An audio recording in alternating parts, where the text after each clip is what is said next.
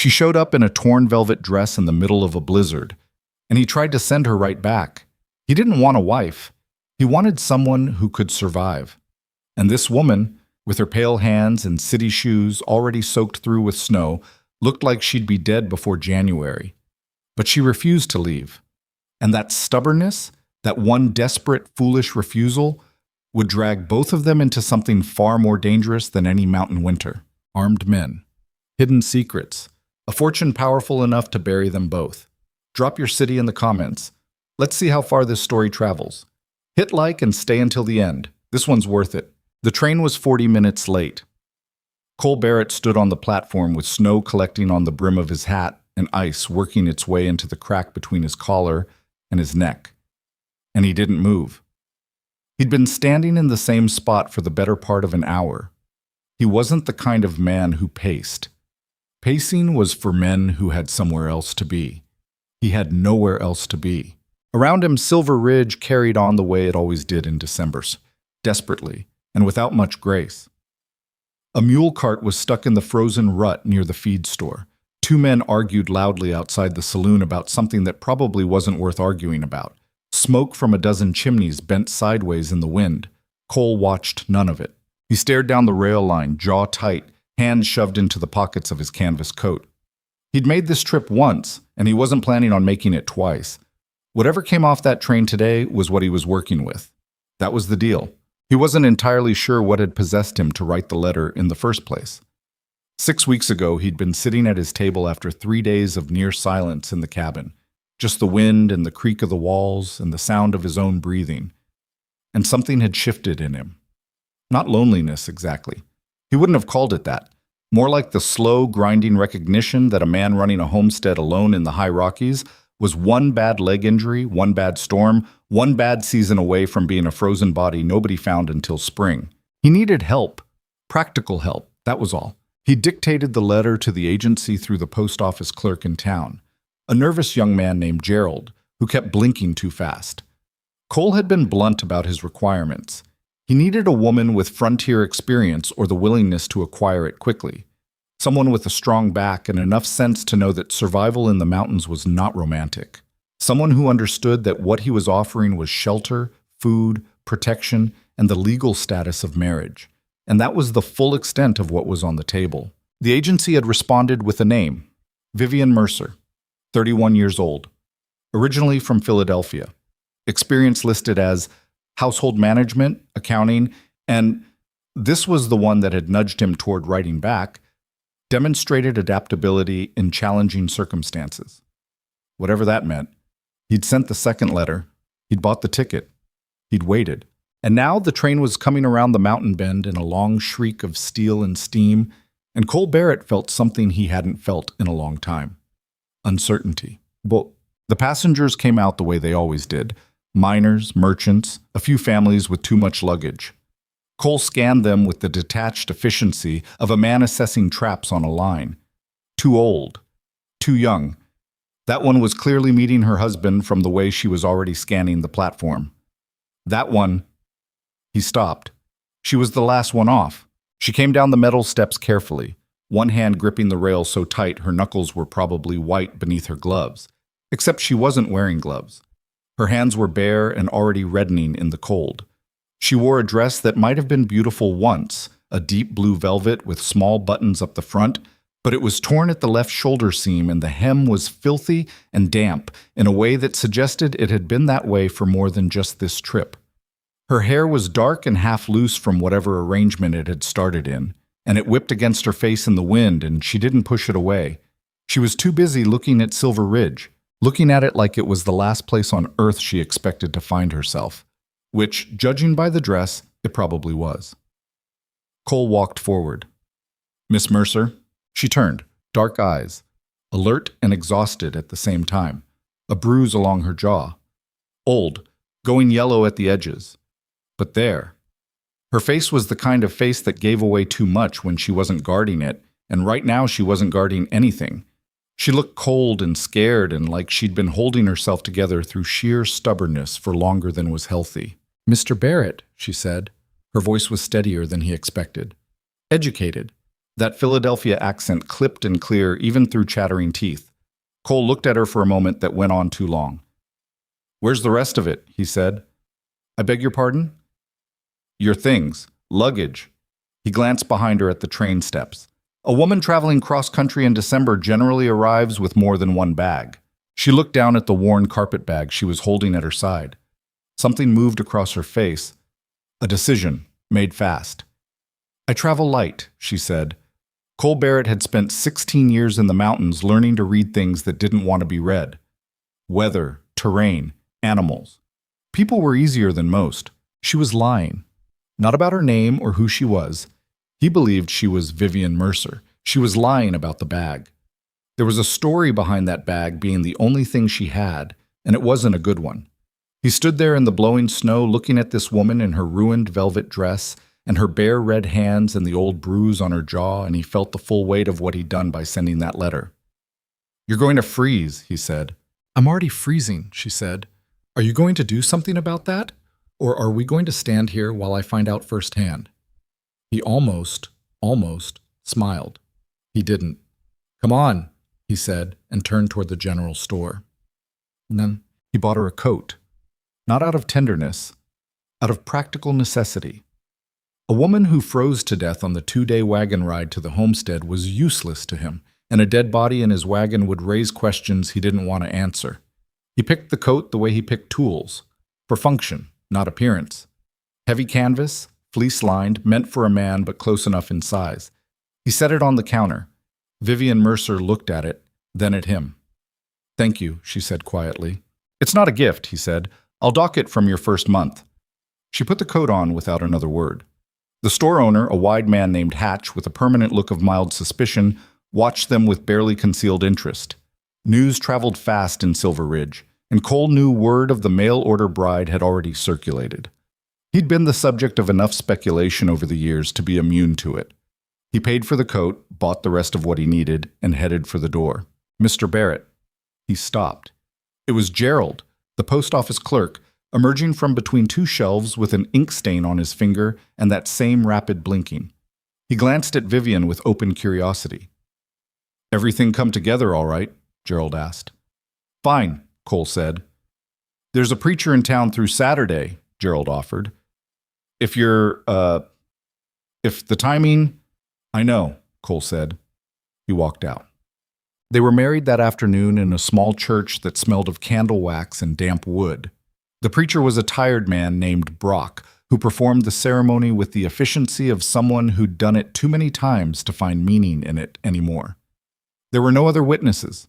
The ring Cole produced was a plain iron band he'd had in a box under his bunk for 3 years. He'd traded a beaver pelt for it from a passing fur dealer who'd needed to lighten his load, not because he had any intention of using it, but because he had a habit of trading for things that might be useful eventually. He slid it on her finger. Her hands had warmed up a little from the coat, but they still trembled. Not from cold, he thought, from something else. He didn't ask. They exchanged the necessary words. Brock pronounced them married. Vivian signed the register in a sharp, precise hand that confirmed the accounting background, the kind of writing that was fast and legible and didn't waste movement. Cole signed below her, 2 names on a page that would be filed and forgotten. Outside the church, the snow was picking up. "We need to move," Cole said, walking toward the wagon. "We lose the light. We're sleeping on the trail." "How far?" Vivian asked, keeping pace. 2 days if the pass is clear, 3 if it isn't. She climbed up onto the wagon bench without waiting for help. He noticed that. He took the reins and clicked the horses forward, and Silver Ridge fell away behind them in the gray afternoon, and neither of them said a word for the better part of an hour. It was Vivian who broke the silence. "I want to know the rules," she said. Cole glanced sideways at her. She was sitting straight, both hands in the pockets of the canvas coat, watching the pine trees on either side of the trail. "Rules," he repeated. "Your expectations. What you need me to do. What I'm responsible for. What's off limits." She paused. "I don't like surprises." He thought about that for a moment. "The homestead runs on a cycle," he said. "Hunting, trapping, timber cutting, that's mine. I'm gone sometimes 2 days, sometimes 4. When I'm gone, you maintain the fire, tend the animals, manage the food stores, mend anything that needs mending. The cabin has a list on the wall above the stove. Follow the list. What's on the list? Chores, checks, temperatures to maintain for the root cellar, feed ratios for the stock. He paused. You know how to read numbers? I'm an accountant, she said, and there was a dry edge to it that he wasn't expecting. Was an accountant, he noticed. Past tense. He didn't push. Then you'll manage the food stores, he said. I'll show you the system. It's not complicated if you pay attention. He kept his eyes on the trail. I'll teach you the rifle. Not optional. A beat. All right, she said. You get sick, you tell me. You get injured, you tell me. You're struggling with something, you tell me. I'm not interested in finding out something went wrong 3 days after it went wrong because you didn't want to admit you couldn't handle it. She was quiet for a moment. And what about you? She said. What about me? Same rules apply to you? The question surprised him more than he let on. I don't get sick, he said. Everybody gets sick. Not me. She made a small sound that might have been skepticism. And what's off limits? He considered the question seriously. My things are my things. Don't go through my packs. Don't touch the traps. You could lose a hand. Don't go past the eastern tree line alone. The drop on the far side isn't visible until you're already on it. What else? Don't ask me questions I haven't offered answers to, he said. I'll tell you what you need to know. Another long pause. Fine, she said. Same rule applies to you. He said nothing. The wind moved through the pines around them, and the horses pulled steadily, and Silver Ridge was already invisible behind the first ridge of mountain. Ahead, the trail wound upward into a world that was mostly white and gray and relentlessly indifferent. Cole Barrett watched it with the calm of a man who had long since made his peace with indifference. Beside him, Vivian Mercer watched it with something harder to name. The cabin revealed itself on the second afternoon in a clearing that the mountains seemed to tolerate rather than welcome. It sat backed against a granite shelf, low and solid, built from timber Cole had cut and laid himself over 3 seasons.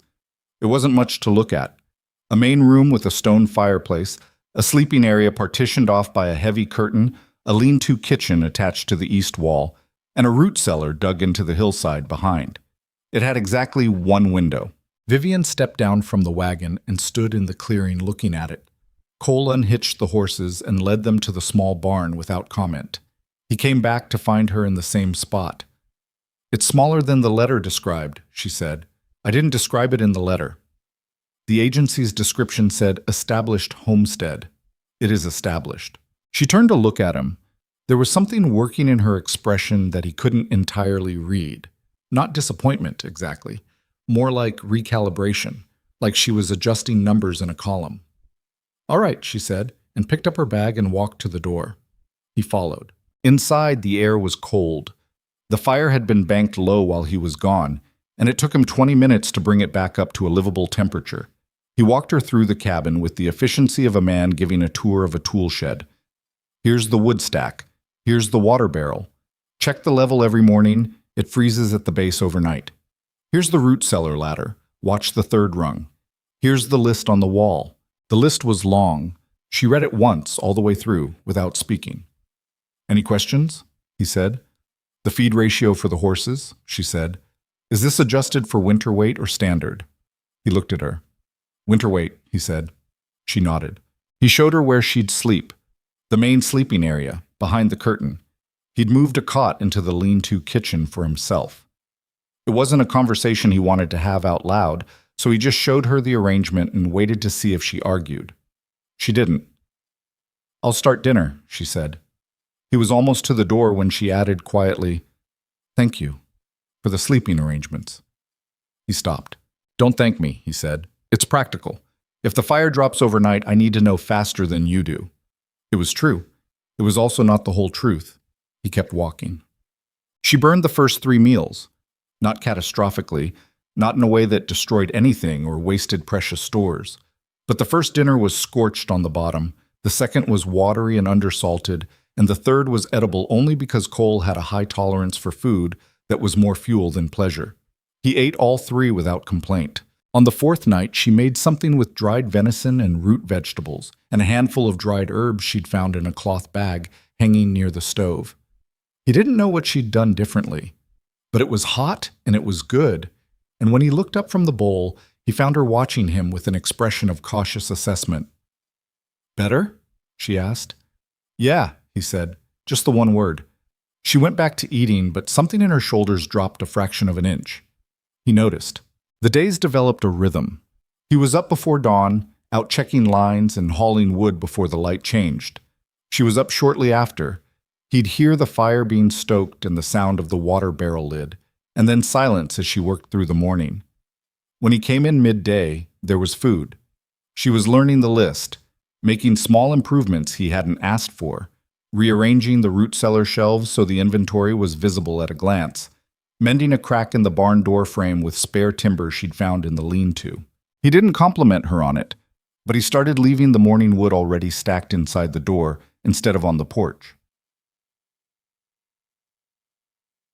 The first real test came in the second week.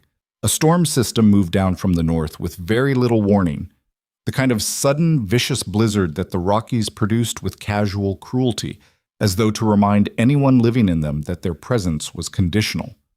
Cole had been out checking a trap line on the south slope when the sky changed from white to a particular shade of gray that meant bad things were coming fast. He pushed the horses hard getting back. The cabin was dark when he came through the door. "Vivian." No answer. He felt something tighten in his chest. Not panic, he didn't do panic, but its functional equivalent. "Vivian." "Root cellar." Her voice came from the floor hatch, muffled. "I'm reorganizing." He stood in the dark cabin and breathed once. "Storm's coming," he said. "Hard. Close the hatch and get the fire up." Her head appeared through the floor hatch a moment later. She had a smear of dirt on her forehead and a lantern in one hand. "How bad?" she asked. "Bad enough. Get the fire up and fill every container we have from the water barrel. Do it now." She didn't ask questions. She pulled herself out of the cellar and moved. He went back to the barn to secure the horses and double-check the feed. By the time he got back inside, the fire was genuinely roaring. She'd done it right, layering the fuel. And every pot and bucket and basin in the cabin was full of water, lined up against the wall. She was standing in the middle of the room, looking at him. "Anything else?" she said. "Check the window seal," he said, pulling off his coat. "There's tar in the box under the workbench. If the cold's coming through the frame, press it in before the temperature drops." She went to work. He watched her from the corner of his eye, moving efficiently, no wasted motion, pressing the dark tar into the window frame with the focused patience of someone who understood that the difference between a good seal and a bad one was whether your fingers stayed attached overnight. The storm hit an hour later. It was bad. Wind that made the walls sound like they were being beaten. Cold that crept under every small gap, like something looking for a way in. They spent 3 days inside that cabin while the mountain buried itself, and by the end of it, Cole Barrett knew a few things about Vivian Mercer that he hadn't known before. She wasn't afraid of silence. That surprised him. He'd expected a city woman to fill every quiet moment with words, with nervous conversation, with the kinds of comments people made when they didn't know how to be still. Instead, she matched him, reading when she could, mending when she couldn't, sometimes just sitting near the fire watching the flames with the still expression of someone processing things they weren't ready to say out loud. She wasn't squeamish. He'd had to butcher a rabbit on the second day of the storm, working on the kitchen table because there was nowhere else to do it. She hadn't flinched. She'd moved the lantern so he had better light without being asked. She was also, as he'd already known, deeply private about something. On the second evening, with the storm howling outside and both of them tired of staring at the same 4 walls, Cole had said, almost without deciding to, "The bruise on your jaw, when you arrived." She'd looked up from the sock she was mending. Her expression didn't change, but something behind her eyes went careful and still. "Old," she said. "I can see that." "Then you've answered your own question." "I wasn't asking how old it was." She was quiet for a long moment. Outside, the wind hammered at the wood. "I know what you were asking," she said, and looked back down at the sock. He didn't push. He'd said he wouldn't, and he meant it.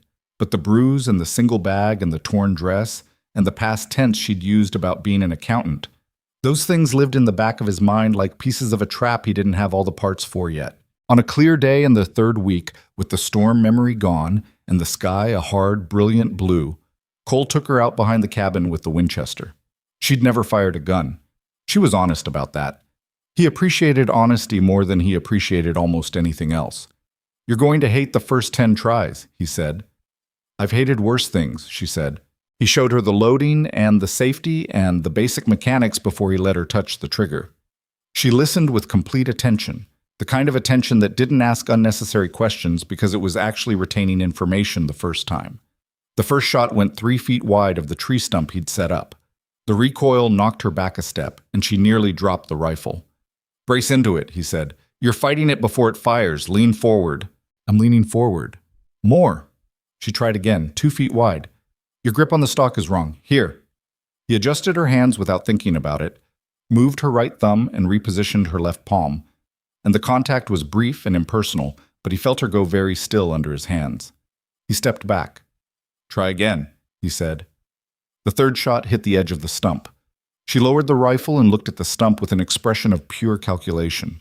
"I'm pulling left," she said. "Yeah." "Because my left arm is overcompensating for the weight." "That's right." She adjusted her own stance. He said nothing. She fired again and hit the stump dead center. She didn't cheer or express satisfaction. She loaded again and fired again and hit the stump twice more in a row. "That's enough for today," Cole said. "I want to do it again." Rifle hand gets tired. You lose accuracy before you know you've lost it, and then you build bad habits correcting for something that isn't real. Tomorrow. She held the rifle for a moment, looking at the stump. "What do I do if something comes while you're out and I have one shot?"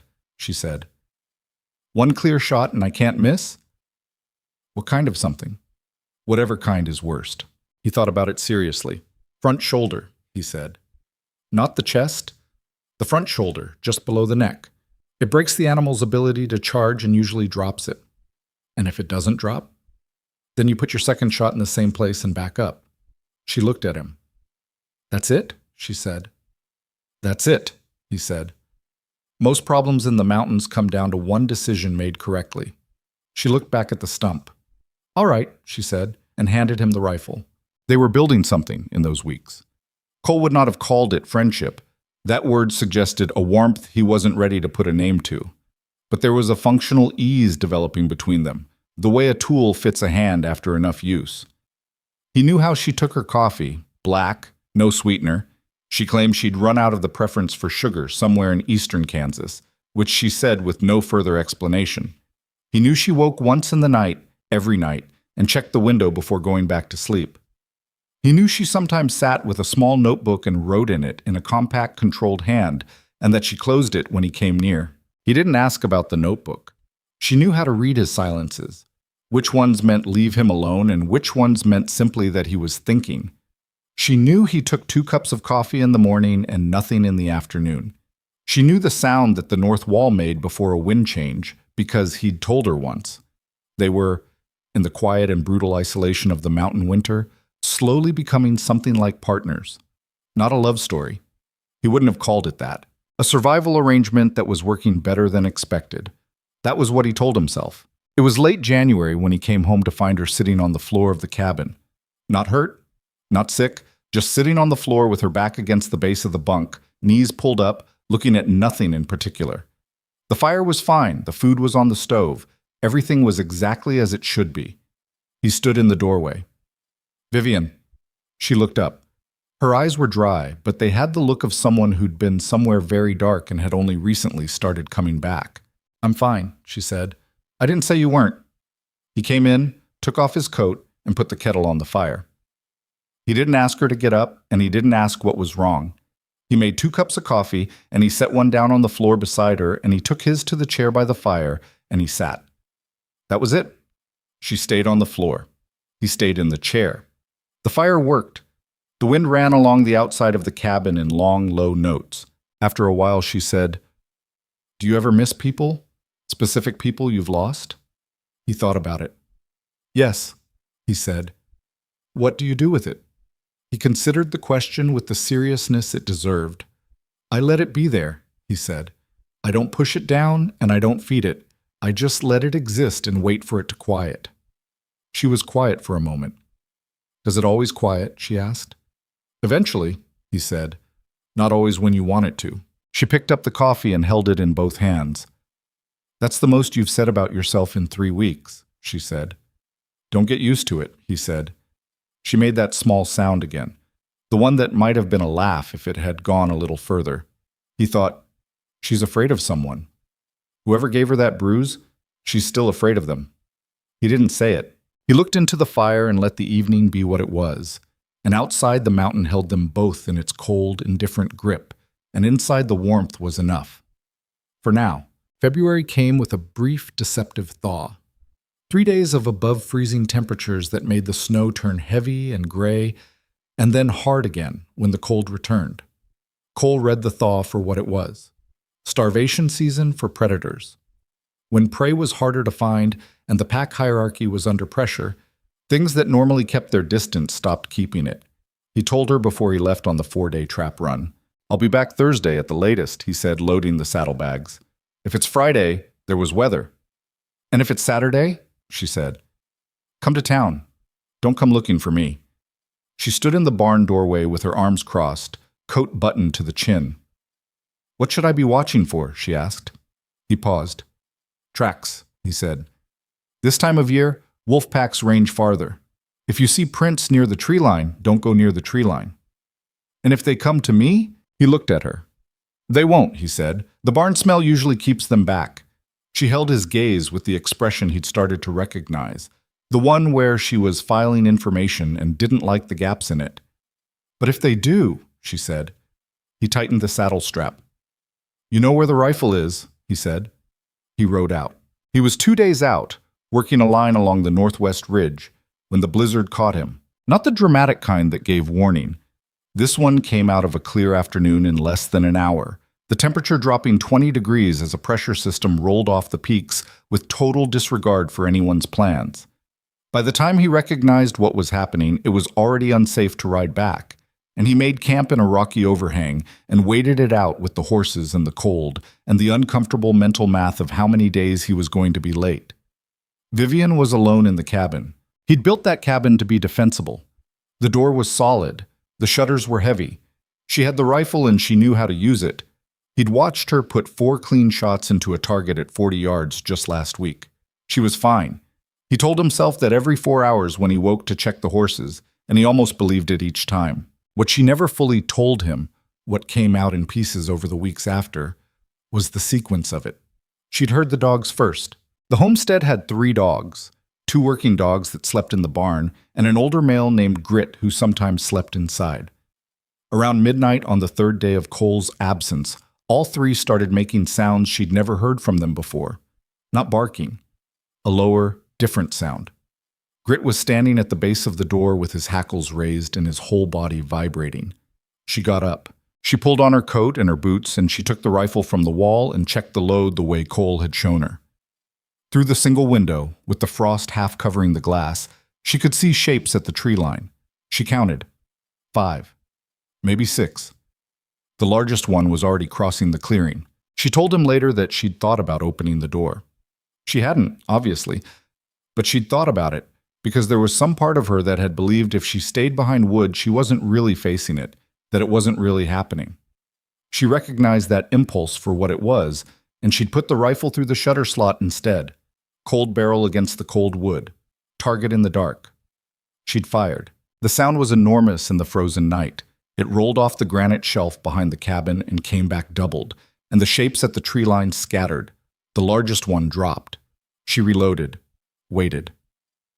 The remaining animals circled for a while, and then, whether because of the shot or because Grit was now genuinely howling with a ferocity she hadn't known he had, they pulled back into the trees and didn't come out again. She stayed at the shutter until dawn. In the morning light, she saw the dead animal in the snow, a large gray wolf, fully grown, 30, 40 pounds. She opened the door. Grit went out first. She followed.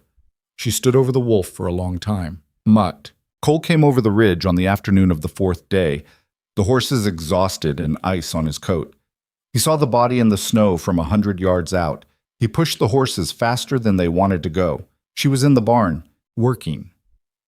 Mending a piece of tack that had cracked in the cold, her fingers moving steadily through the stiff leather.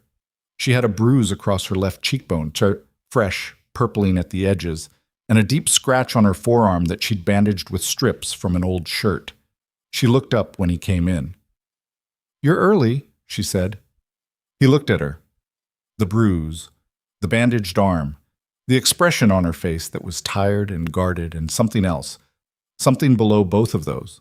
"What happened?" he said. "Wolf pack. 6 of them, maybe more. I saw the one in the snow."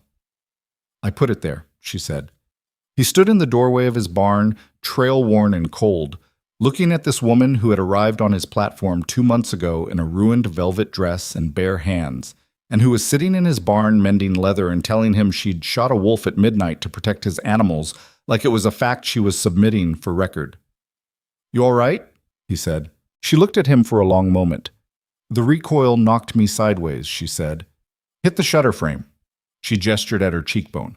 "Arm is from grit. He got too excited coming out in the morning, knocked me down. You stayed at the shutter all night." "I didn't know if they'd come back. They usually don't." "I didn't know that then." He walked to the tack bench and stood beside her, looking at the strip of bandage on her arm. She'd done it neatly, clean. He didn't touch it. "The animals are fine," she said. "Checked them all this morning. I fed the horses extra." He looked at her. The full weight of what she'd done sitting right there between them. Not the heroics of it, not the drama, but the simple practical reality of a woman alone in a mountain night with a wolf pack outside her door who had made the right decision every single time. "Good," he said. He picked up the other end of the tack and held it while she worked. She didn't say thank you, and he didn't offer praise, and neither of them said another word for a long time. And the horses moved in their stalls. And outside, the dead wolf lay where it had fallen in the white February snow. Something had changed. He couldn't put a name to it, and he didn't try. But later that evening, when he caught himself watching her hands as she wrote in that small notebook, the efficient private script moving across the page, he knew that whatever she was carrying and whatever she was running from, it had stopped feeling like something outside his concern. It had started feeling like something he'd walk into a storm for. He pushed that thought down and went to check on the horses a second time because there was nothing useful to do with a thought like that. Not yet. 3 days after the wolf incident, Cole found the notebook. He wasn't looking for it. That was the truth he held on to afterward. He hadn't gone searching. He'd been reaching for a piece of cord on the shelf above the bunk, and the notebook had come down with it, falling open on the floor face up, and he'd seen 3 lines before he could make himself look away. "They will send someone eventually. VL doesn't leave things unfinished. When they come, don't let Cole get involved. This is not his problem." He picked it up and set it on the bunk, closed, and he didn't read another word. But those 3 lines sat in his head all through the morning like a coal that wouldn't go out. VEL, someone was coming. And she'd been thinking about it, planning for it, alone, in the private hours when she wrote in that notebook by firelight, while he was 10 feet away in the lean-to, assuming she was processing homesickness or grief or the ordinary weight of a life upended. She was planning how to keep him out of something she was clearly already deep inside. He didn't confront her. Not that morning. He went out and checked the trap lines and split a full cord of wood and came back inside and ate the meal she'd made and said nothing. He watched her move through the cabin, efficient, capable, that same careful composure she wore like armor. And he thought about 3 lines of handwriting and a bruise that was fading to yellow at the edges of her jaw. That evening, after the fire had settled and the wind had picked up its usual nightly argument with the eaves, he said, "You said you were an accountant." She was at the table with the food store's ledger he'd started letting her manage. She didn't look up immediately.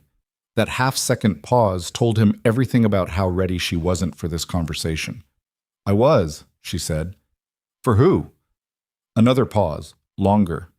"A firm in Philadelphia," she said. "Private clients." "What kind of private clients?" She set down the pencil. When she looked up, her expression was the careful, contained one.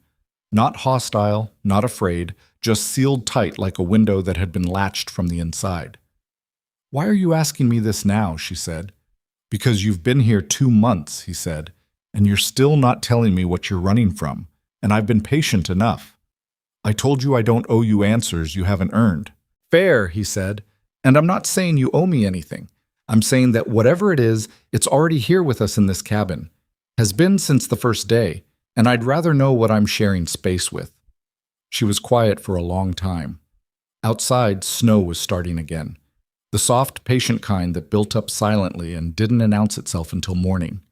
You should have sent me back, she said. When you saw me on that platform, you should have put me back on the train. Probably, he said. I didn't. Why not? He looked at her steadily. Because you asked me not to. Something shifted in her face. A small, involuntary thing, quickly recovered. She picked up the pencil again and turned it in her fingers without writing anything. I worked for one client for the last 3 years, she said finally. Not a firm. One man. He needed someone who could manage complex accounts across multiple holdings, property, contracts, payments to various parties. She paused. I was good at my job. Too good, maybe. Cole said nothing. He recognized the rhythm of someone who had decided to say something and needed to get there at their own pace. The payments didn't add up to anything legal, she said. Not all of them. I started seeing it in the second year. Small things first, then bigger. Payments to officials in amounts that matched contract awards. Land purchases at a fraction of value right before settlements were recorded.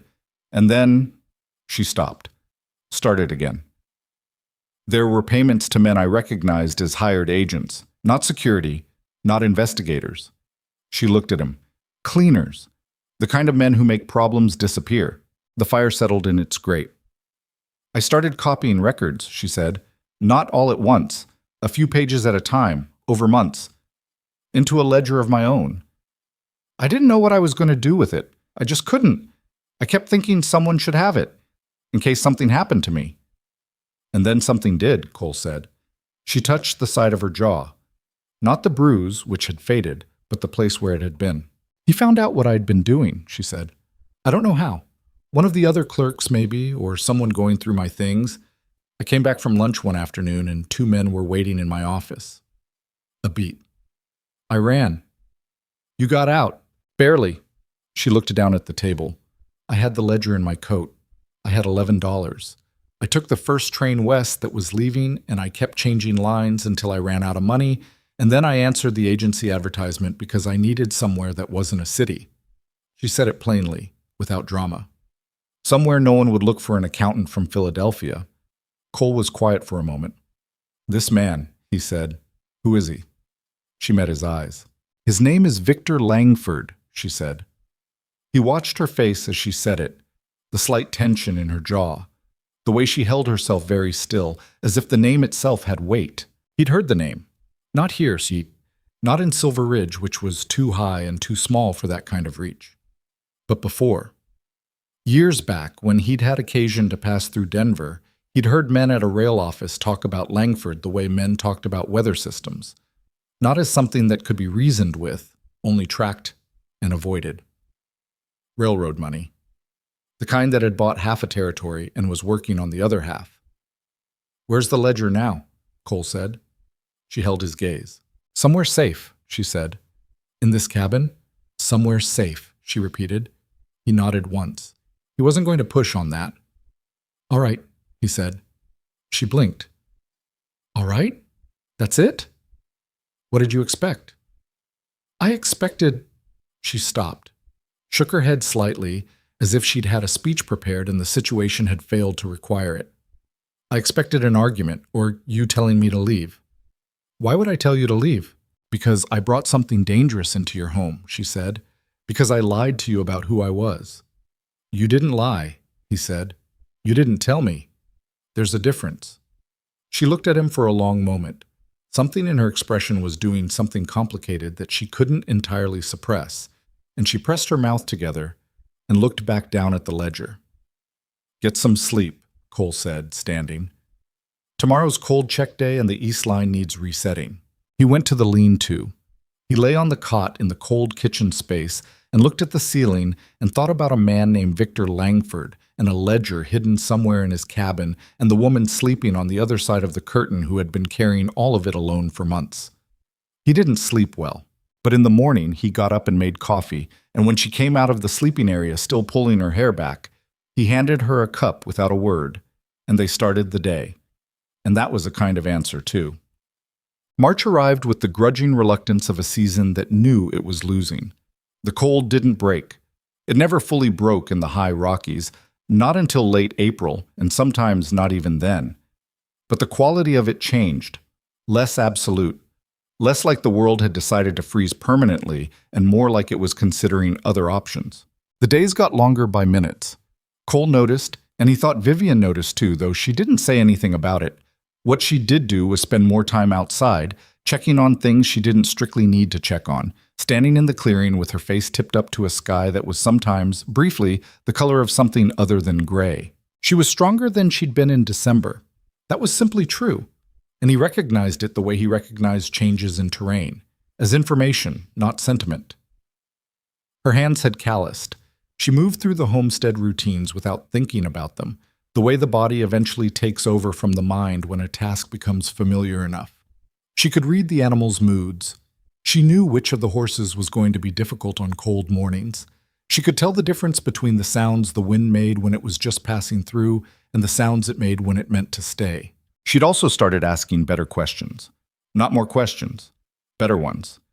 Fewer gaps, less clarifying, more about the reasoning behind things rather than just the mechanics. One morning in early March, she was watching him set a snare along the south run, and she said, "Why that angle? The approach looks easier from the other direction." "Because the easier approach is the one they use," he said. "Put the snare where they feel comfortable, not where they feel exposed." She thought about that. "That works on people too," she said. "Most things that work in the mountains work on people too," he said. She was quiet a moment, then, "Is that why you're hard to read?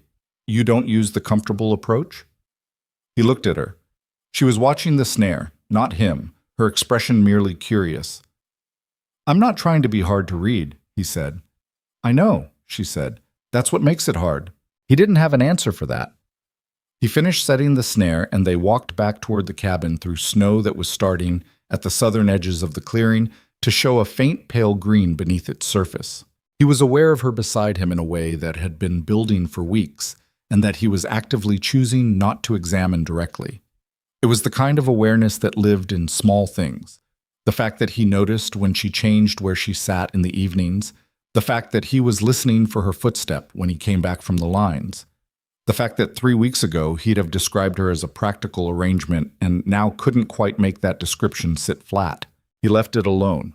Whatever it was, it would wait. The incident with the supply run happened on a Tuesday in the second week of March. Cole had been planning to go down to Silver Ridge for provisions. The coffee was nearly gone, and they were low on lamp oil, and there were a few hardware items he'd been putting off.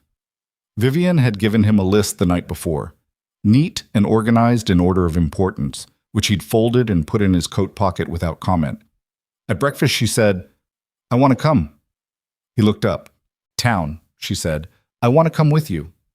He held his coffee cup and looked at her steadily, and she looked back at him with the expression that meant she'd already considered the counter-arguments and was prepared for them. "It's a 2-day ride," he said.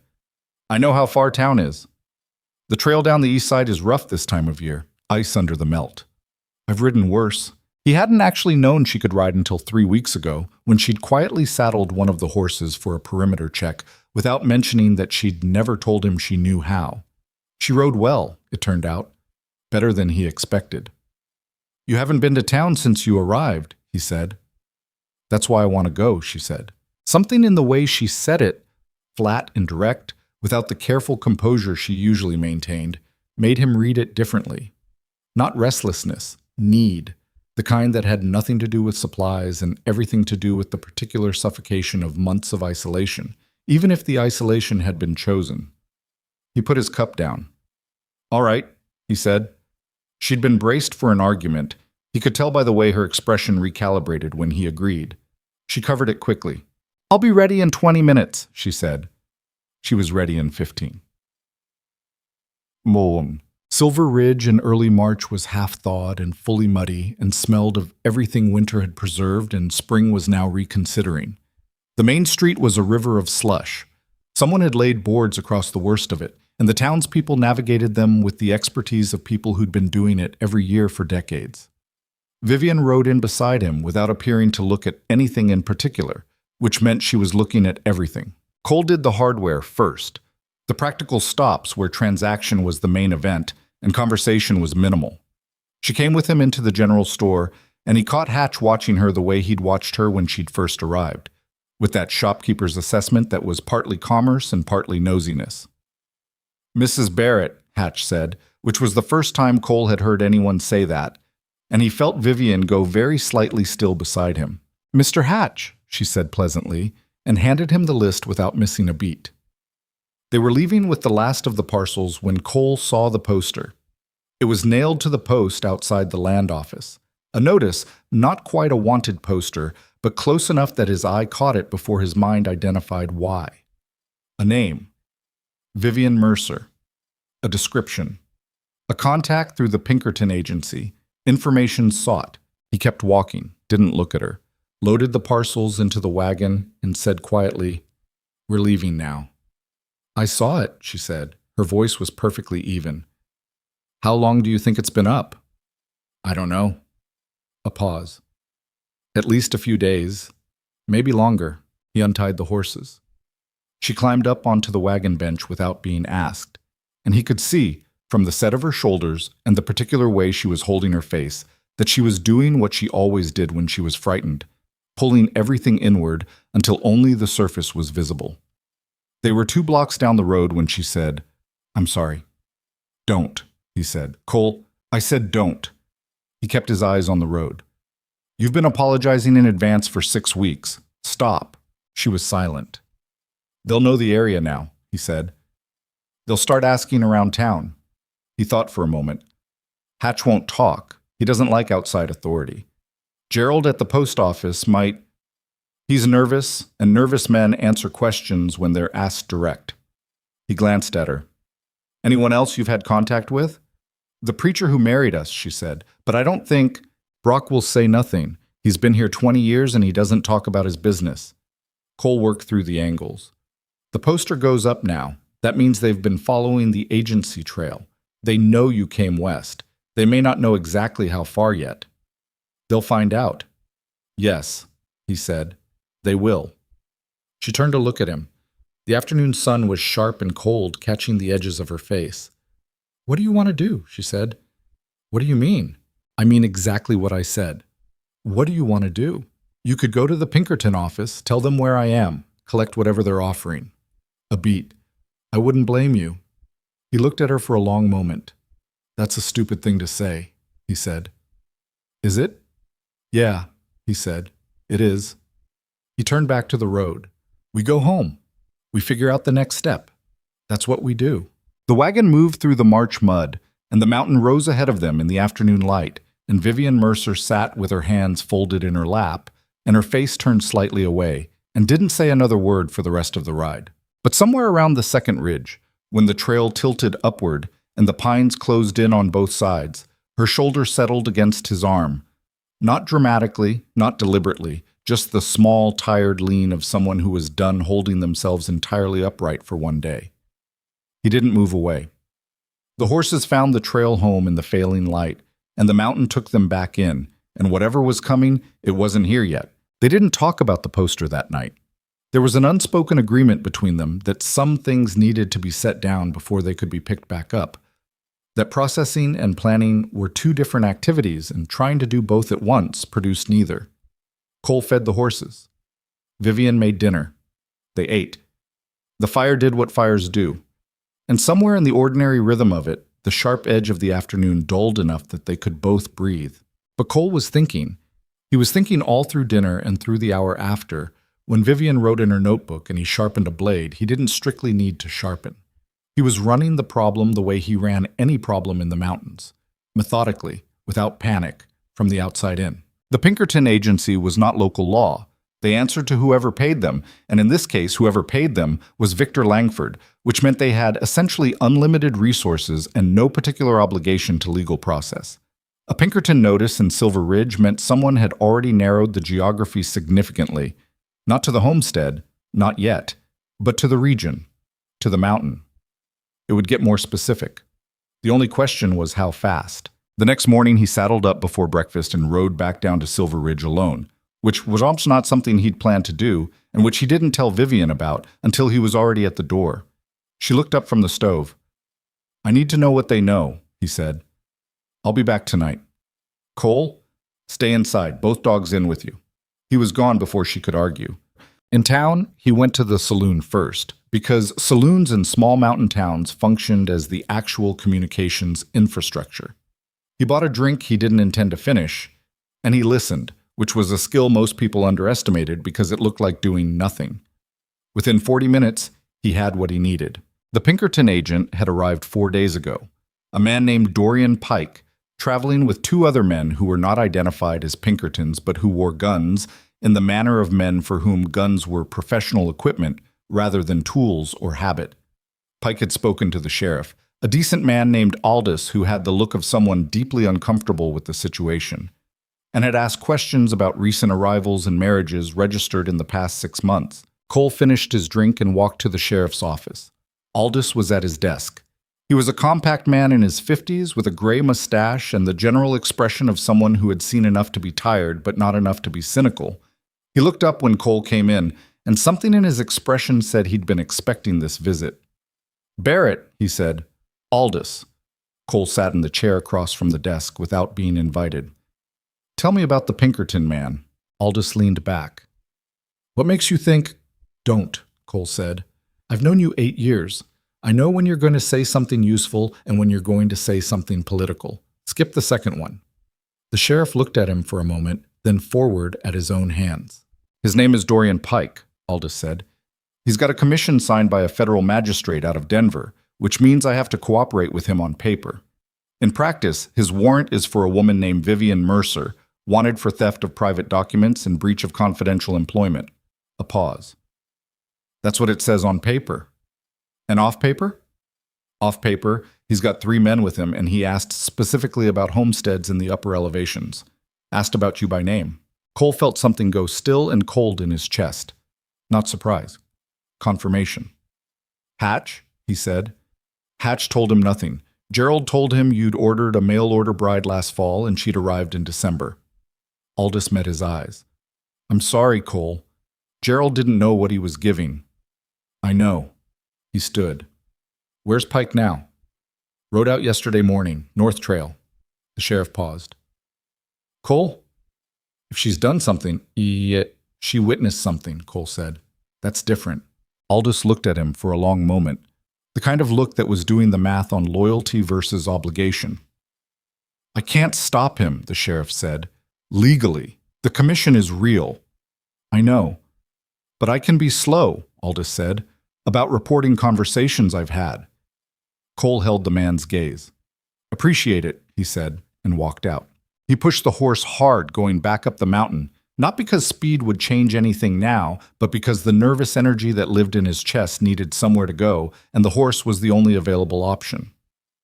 The North Trail. Pike had taken the North Trail, which meant he already had enough of a bearing to choose correctly between 2 approaches, which meant his information was better than Cole had hoped. Vivian was in the clearing when he rode in, splitting wood. She wasn't doing it badly, which a month ago would have surprised him. She'd figured out the weight distribution issue early in February, and now she split with a clean, economical motion that wasted nothing. She looked up when he came through the tree line. She read his face before he said a word. "They know where we are," she said. It wasn't a question. "Not exactly," he said, dismounting. "Close enough." She drove the axe into the splitting block and stood with her hands on the handle, looking at him. "Tell me," she said. He told her. All of it. Pike, the commission, the North Trail, Gerald's inadvertent disclosure. He didn't soften any of it, and she didn't ask him to. She listened with the still absorbing attention she gave to things that mattered, and when he finished, she was quiet for a moment. "How long?" she said. "A day. 2 if the trail gives them trouble." He paused. "I need to know about the ledger." She looked at him. "I need to know if it exists and if it's here," he said. "I'm not asking where. I'm asking if." A long pause. "Yes," she said. "It's here." Is there enough in it to do what you said? Expose what Langford's been doing? If it reaches the right person, she said. The problem is finding someone he hasn't bought. A federal judge, Cole said. Not territorial, federal, beyond the reach of railroad money. They exist, she said carefully. I knew of one in Denver, Judge Emmett Krall. He'd prosecuted a railroad land fraud case 3 years ago against one of Langford's competitors. He was offered a bribe and reported it instead. You know this for certain? I researched him, she said, before I ran. I knew if the ledger was ever going to do anything useful, it needed the right destination. She paused. But getting it to Denver is the problem. If Pike catches up to us before— He won't, Cole said. You don't know that. No, he said. But I know this mountain better than any Pinkerton from back east, and that counts for something. She looked at him with an expression that was trying to decide whether that was genuine confidence or the kind of thing men said when they didn't have a better answer. He wasn't entirely sure himself. Come inside, he said. We need to make a plan. The plan, as plans go, was imperfect. It had to be. Because imperfect plans were the only kind available when the situation had too many variables and not enough time. They sat at the table with the lamp between them and Cole's hand-drawn map of the surrounding terrain spread across the food ledger, and they worked through it. The first question was whether to run or hold.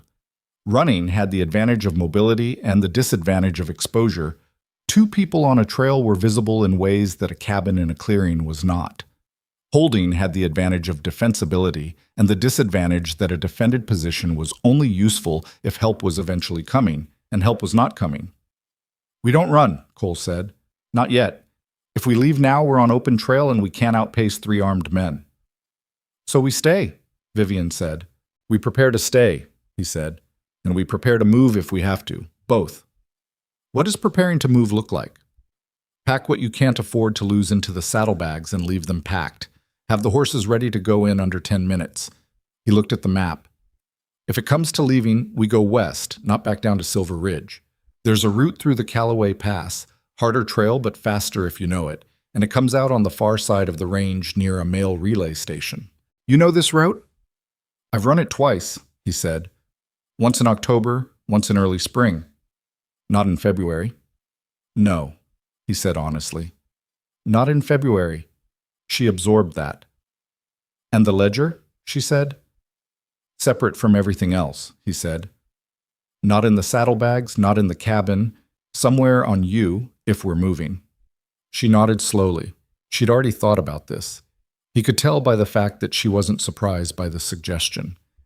There's something else, she said. He waited. The ledger alone is evidence, she said, but it's evidence from a former employee who ran. A good lawyer, some gory, and Langford has 20 of them, could argue I fabricated it, altered records. She paused. But if someone else confirmed it, someone who'd seen the same things. There was another accountant, a man named Samuel Briggs. He managed Langford's Western holdings. I think he saw what I saw. You think? I think he knew. Whether he'd testify is another question. She looked at her hands. He was afraid. More afraid than me, I think, because he had a family. Cole thought about that. Where is he? Last I knew, managing an office in Cheyenne. She looked up. If we got the ledger to Judge Krall and Briggs confirmed even part of it— One thing at a time, Cole said. Right now we deal with Pike. She nodded, but he could see her mind working. Not out of anxiety, but out of the same accountant's instinct that had gotten her into this in the first place. She thought in sequences, in chains of cause and effect, in what happened after what happened. It was the same quality that made her good at managing the food stores, and the same quality that had made her copy those records month after month, with no certain plan for what to do with them. She couldn't help but look ahead. He couldn't help but notice that he found that quality, against all his inclinations, something close to beautiful. He looked back at the map. Well, Dorian Pike arrived the next afternoon. Cole saw him first. He'd been on the roof checking the shingle ties, something that genuinely needed doing and that also gave him a clear line of sight to the approach trail, when 3 riders came out of the eastern tree line into the lower edge of the clearing. He came down the ladder without rushing. Vivian, he said, coming through the door, they're here. She was at the table. She stood up immediately and moved to the window, which told him she'd been waiting for exactly this, had probably been waiting since this morning when the horses had been restless in the way horses get when something is working its way through the trees upwind of them. 3, she said. 3. She turned from the window, and her face was composed and steady, and he could see the effort that composure cost her in the faint tension around her eyes. "The ledger," he said. "Already dealt with," she said. He didn't ask where. He picked up the Winchester and checked the load. "You're not going out there with the rifle," she said. "No," he said. "I'm answering the door with it. Different thing." The knock came about 3 minutes later. A solid, official knock, the kind that was announcing itself rather than asking. Cole opened the door. The man on his porch was not what he'd expected from a Pinkerton detective. Pike was younger than Cole had imagined, late 30s, lean in the way of someone who stayed that way deliberately. He wore a good coat and a city hat that was already suffering from mountain weather, and he carried himself with the careful authority of a man who was used to doors opening for him. Behind him, at the edge of the porch steps, 2 men waited with the relaxed readiness of professionals. Pike's eyes went to the rifle immediately. "Mr. Barrett," he said. His voice was moderate and controlled. "My name is Dorian Pike. I'm a licensed investigator holding a commission." "I know who you are," Cole said. A small pause. Pike recalibrated. "Then you know why I'm here," Pike said. "I know what you've told people you're here for," Cole said. "That's not quite the same thing." Pike's expression didn't change, but something in his eyes sharpened. "I have a warrant for the arrest of a woman named Vivian Mercer. I have reason to believe she's present at this property. I'm asking you to cooperate with this commission, which carries federal authority." "Federal authority," Cole said, "means a judge signed a paper. It doesn't mean you can ride onto private property in an unincorporated territory and take my wife." "Your wife," Pike repeated, "married in Silver Ridge December past. Gerald at the post office will have the registration. Reverend Brock performed the ceremony." Something moved through Pike's expression. Not quite surprise, but the adjustment of a man whose information was incomplete. "Mr. Barrett," he said after a pause, "I have no interest in making this difficult for you. The woman I'm looking for stole sensitive documents from a prominent private citizen. Whatever she's told you, she's told me everything," Cole said. That landed. Pike was good. He barely showed it, but the slight stillness that moved through him confirmed what Cole had suspected. The detective had expected to arrive here and find a husband who knew nothing, and leveraging ignorance was a different operation than leveraging complicity. "Then you understand what's at stake," Pike said, recovering smoothly. "I understand what's at stake for Victor Langford," Cole said. "Yeah." Pike held his gaze. The 2 men behind him had stopped looking relaxed. "Mr. Barrett," Pike said, and his voice had dropped slightly, taken on a quieter, more direct quality. "I'm going to be honest with you, man to man. I don't care about your wife. I care about the documents. If those documents are returned intact and unduplicated, this matter ends. Mrs. Barrett would face no further pursuit. You'd face no consequences. That's the offer." Cole looked at him for a long moment. "And if I say no?" he said. "Then I come back with more men and a harder conversation," Pike said, simply, without heat. Cole nodded slowly, as if considering. "I'll need to speak with my wife," he said.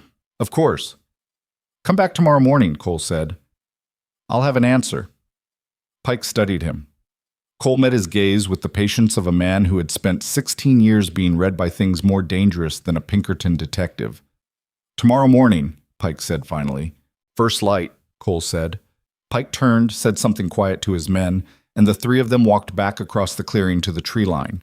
Cole watched them go. They disappeared into the pines, but they didn't leave. He could see the horses through the trees, stopping, setting up camp, close enough to watch. He went inside and closed the door. Vivian was standing in the middle of the room with her arms at her sides and her face doing the thing it did when she was past pretending. "You bought us one night," she said. "I bought us one night," he agreed. "What do we do with it?" He set the rifle against the wall and stood in the middle of his cabin that he'd built board by board with his own hands, and looked at the woman who had arrived on his platform 4 months ago in a torn velvet dress. And he thought about everything between that day and this one, and he made a decision that he'd probably been moving toward for weeks without acknowledging it. "We're not giving him anything," he said. "Not the ledger, not you." She looked at him. Cole, she said carefully, they'll come back. More men. You could lose everything. The homestead, the... I know what I could lose, he said. Then why? Because what you're carrying could stop him, Cole said. Not just for you. For every person whose land he's taken, every family that got pushed off their property so he could run a rail line through it, every... He stopped, steadied. Because it's the right thing to do. And because you came to me when you needed help, and I gave you my name, and that means something to me even if it doesn't mean what either of us expected. The room was very quiet. Vivian was looking at him with an expression he hadn't seen before. Not the guarded composure, not the careful assessment. Something underneath all of that, something that had been living down there for a while, and was now, in the particular crisis of this moment, too tired to stay hidden. I didn't think it would mean that much, she said quietly. To you. Neither did I, he said, and meant it. She looked away first. All right, she said after a moment. What's the plan? He thought. We need to get a copy of what's in that ledger to someone who can move on it faster than Pike can stop it, he said. Tonight, before morning. There's no way to get to Denver tonight. No, he said, but there's a mail relay rider who runs the overnight South Pass. He leaves Silver Ridge at midnight. If we can get a sealed packet to him before midnight, that's 2 hours of hard writing, she said. Yes, he said. She looked at him for a moment. I can copy the key pages, she said, the ones with the payment records and the dates, in an hour, maybe less. Do it, he said. She was already moving. He picked up the rifle and went back to the door and stood looking out through the crack at the darkening tree line and the faint orange light of a fire where 3 men were waiting for a morning that Cole Barrett had no intention of giving them. Outside, the mountain held its cold silence, indifferent as always to what happened in the clearing below. The horses shifted in the barn. Somewhere in the middle distance, something moved through the pines. An animal, a sound, the natural restlessness of a wilderness that didn't pause for human trouble. Inside by lamplight, Vivian's pen moved fast and precise across the paper, copying numbers and names and dates that had already cost her everything once and were about to cost them both considerably more. Cole watched the trees and waited, and the night came down around the cabin like a held breath. Vivian finished copying in 53 minutes. Cole knew because he'd been counting, in the loose way a man counts when he's standing at a door watching tree-line shadows and trying not to think about how little margin they had. She came to him with 6 folded pages, tight and dense, with her small, precise handwriting, and a separate sheet with a single paragraph addressed to Judge Emmett Krall in Denver. The paragraph was direct and without drama. Dates, names, the nature of the evidence, and a request that the original ledger be subpoenaed through federal process before any Pinkerton commission could interfere with it. That's enough, Cole said, looking at the pages. It's the spine of it, she said. Payment dates, amounts, names of recipients, cross-referenced against contract awards. A federal judge with half a brain can see the pattern in 10 minutes. She paused. It won't be enough to convict, but it'll be enough to open an investigation, and an investigation is enough to freeze everything he's doing. That buys time for the original. Cole folded the pages and sealed them into an oilskin packet he used for keeping documents dry on the trail. He wrote Krall's name on the outside in his own hand. You can't ride down yourself, Vivian said. No, he agreed. Pike's men will be watching the trail. Then how? There's another way down, he said. Southwest slope. It's rough and it's longer and in the dark. It's not something I'd do for fun, but they won't be watching it because they don't know it exists. He picked up his coat. I'll be back before first light. She looked at him. The lamp was burning low and the cabin was all shadow and firelight, and her expression was doing something complicated that she wasn't bothering to hide entirely. Be careful, she said. Not come back safe or anything that admitted too much. Just be careful, which was Vivian's version of the same thing, and he understood that. Bar the door, he said. Don't open it for anything that doesn't sound like me. What does you sound like? 3 knocks, pause, 1. She nodded. He went out the back through the lean-to and took the long way around the barn to avoid the sight line from the eastern tree line, moving low and using the shadow of the granite shelf behind the cabin until he hit the southwest trail. It wasn't a trail, exactly. More like a route he'd memorized through repetition, a sequence of landmarks in the dark, that his body knew even when his eyes didn't. The ride down was bad. Not catastrophically bad, but the kind of sustained, grinding difficult that required constant attention and offered no reward. Twice the horse picked wrong in the dark, and he had to dismount and lead her around obstacles by feel. The temperature was dropping again. Clear night sky, which meant no cloud cover, which meant everything was losing heat fast. He made Silver Ridge at 11:40. The mail rider was a young Ute man named Joseph Cade, who ran the overnight Southern Pass twice a week and was reliably the most discreet person in a 50-mile radius because discretion was simply part of the job. Cole caught him at the relay station saddling up. "I need this on the first coach to Denver," Cole said, handing him the packet. "Addressed to Judge Crawl, not the post office, the federal courthouse." Cade looked at the packet, looked at Cole. "Extra?" he said. Cole gave him everything in his coat pocket. $12 and a small folding knife that had cost him more than $12, but that was what he had. Cade put the packet in his inner breast pocket without another word and rode south into the dark. Cole turned around and rode back up the mountain. He made it back to the cabin at 2:15 in the morning, cold down to something that felt like bone level, the horse blowing hard. 3 knocks, pause, 1. The bar came off the door, and Vivian was standing there with the rifle and an expression of relief that she immediately composed into something more neutral. "Cade has it," he said, coming in. "Good," she said. "We have until morning before Pike expects his answer. And we're going to tell him no. We're going to be gone before he can ask," Cole said. She looked at him. "We can't stay," he said, taking off his coat. "Even if Pike backs off for now, which he won't, once he knows we've sent something to Denver, Langford will send more. Different kind. Men who don't bother with commissions." He looked at her steadily. "We need to be somewhere else when that happens." "Where?" he thought. "Cheyenne," he said. "You said Samuel Briggs was in Cheyenne." Something shifted in her face. "You want to go to Briggs? You said his testimony would strengthen the case." "I said it might," she said. "He was afraid, Cole. He has children. I don't know if He's had 4 months of living with what he knows," Cole said. "People change in 4 months. You know that." She was quiet for a moment. "Yes," she said. "I know that." "Get some sleep," he said. 2 hours. We move before dawn. You need sleep more than I do." "I'll manage. Cole." She said it with a firmness that made him stop.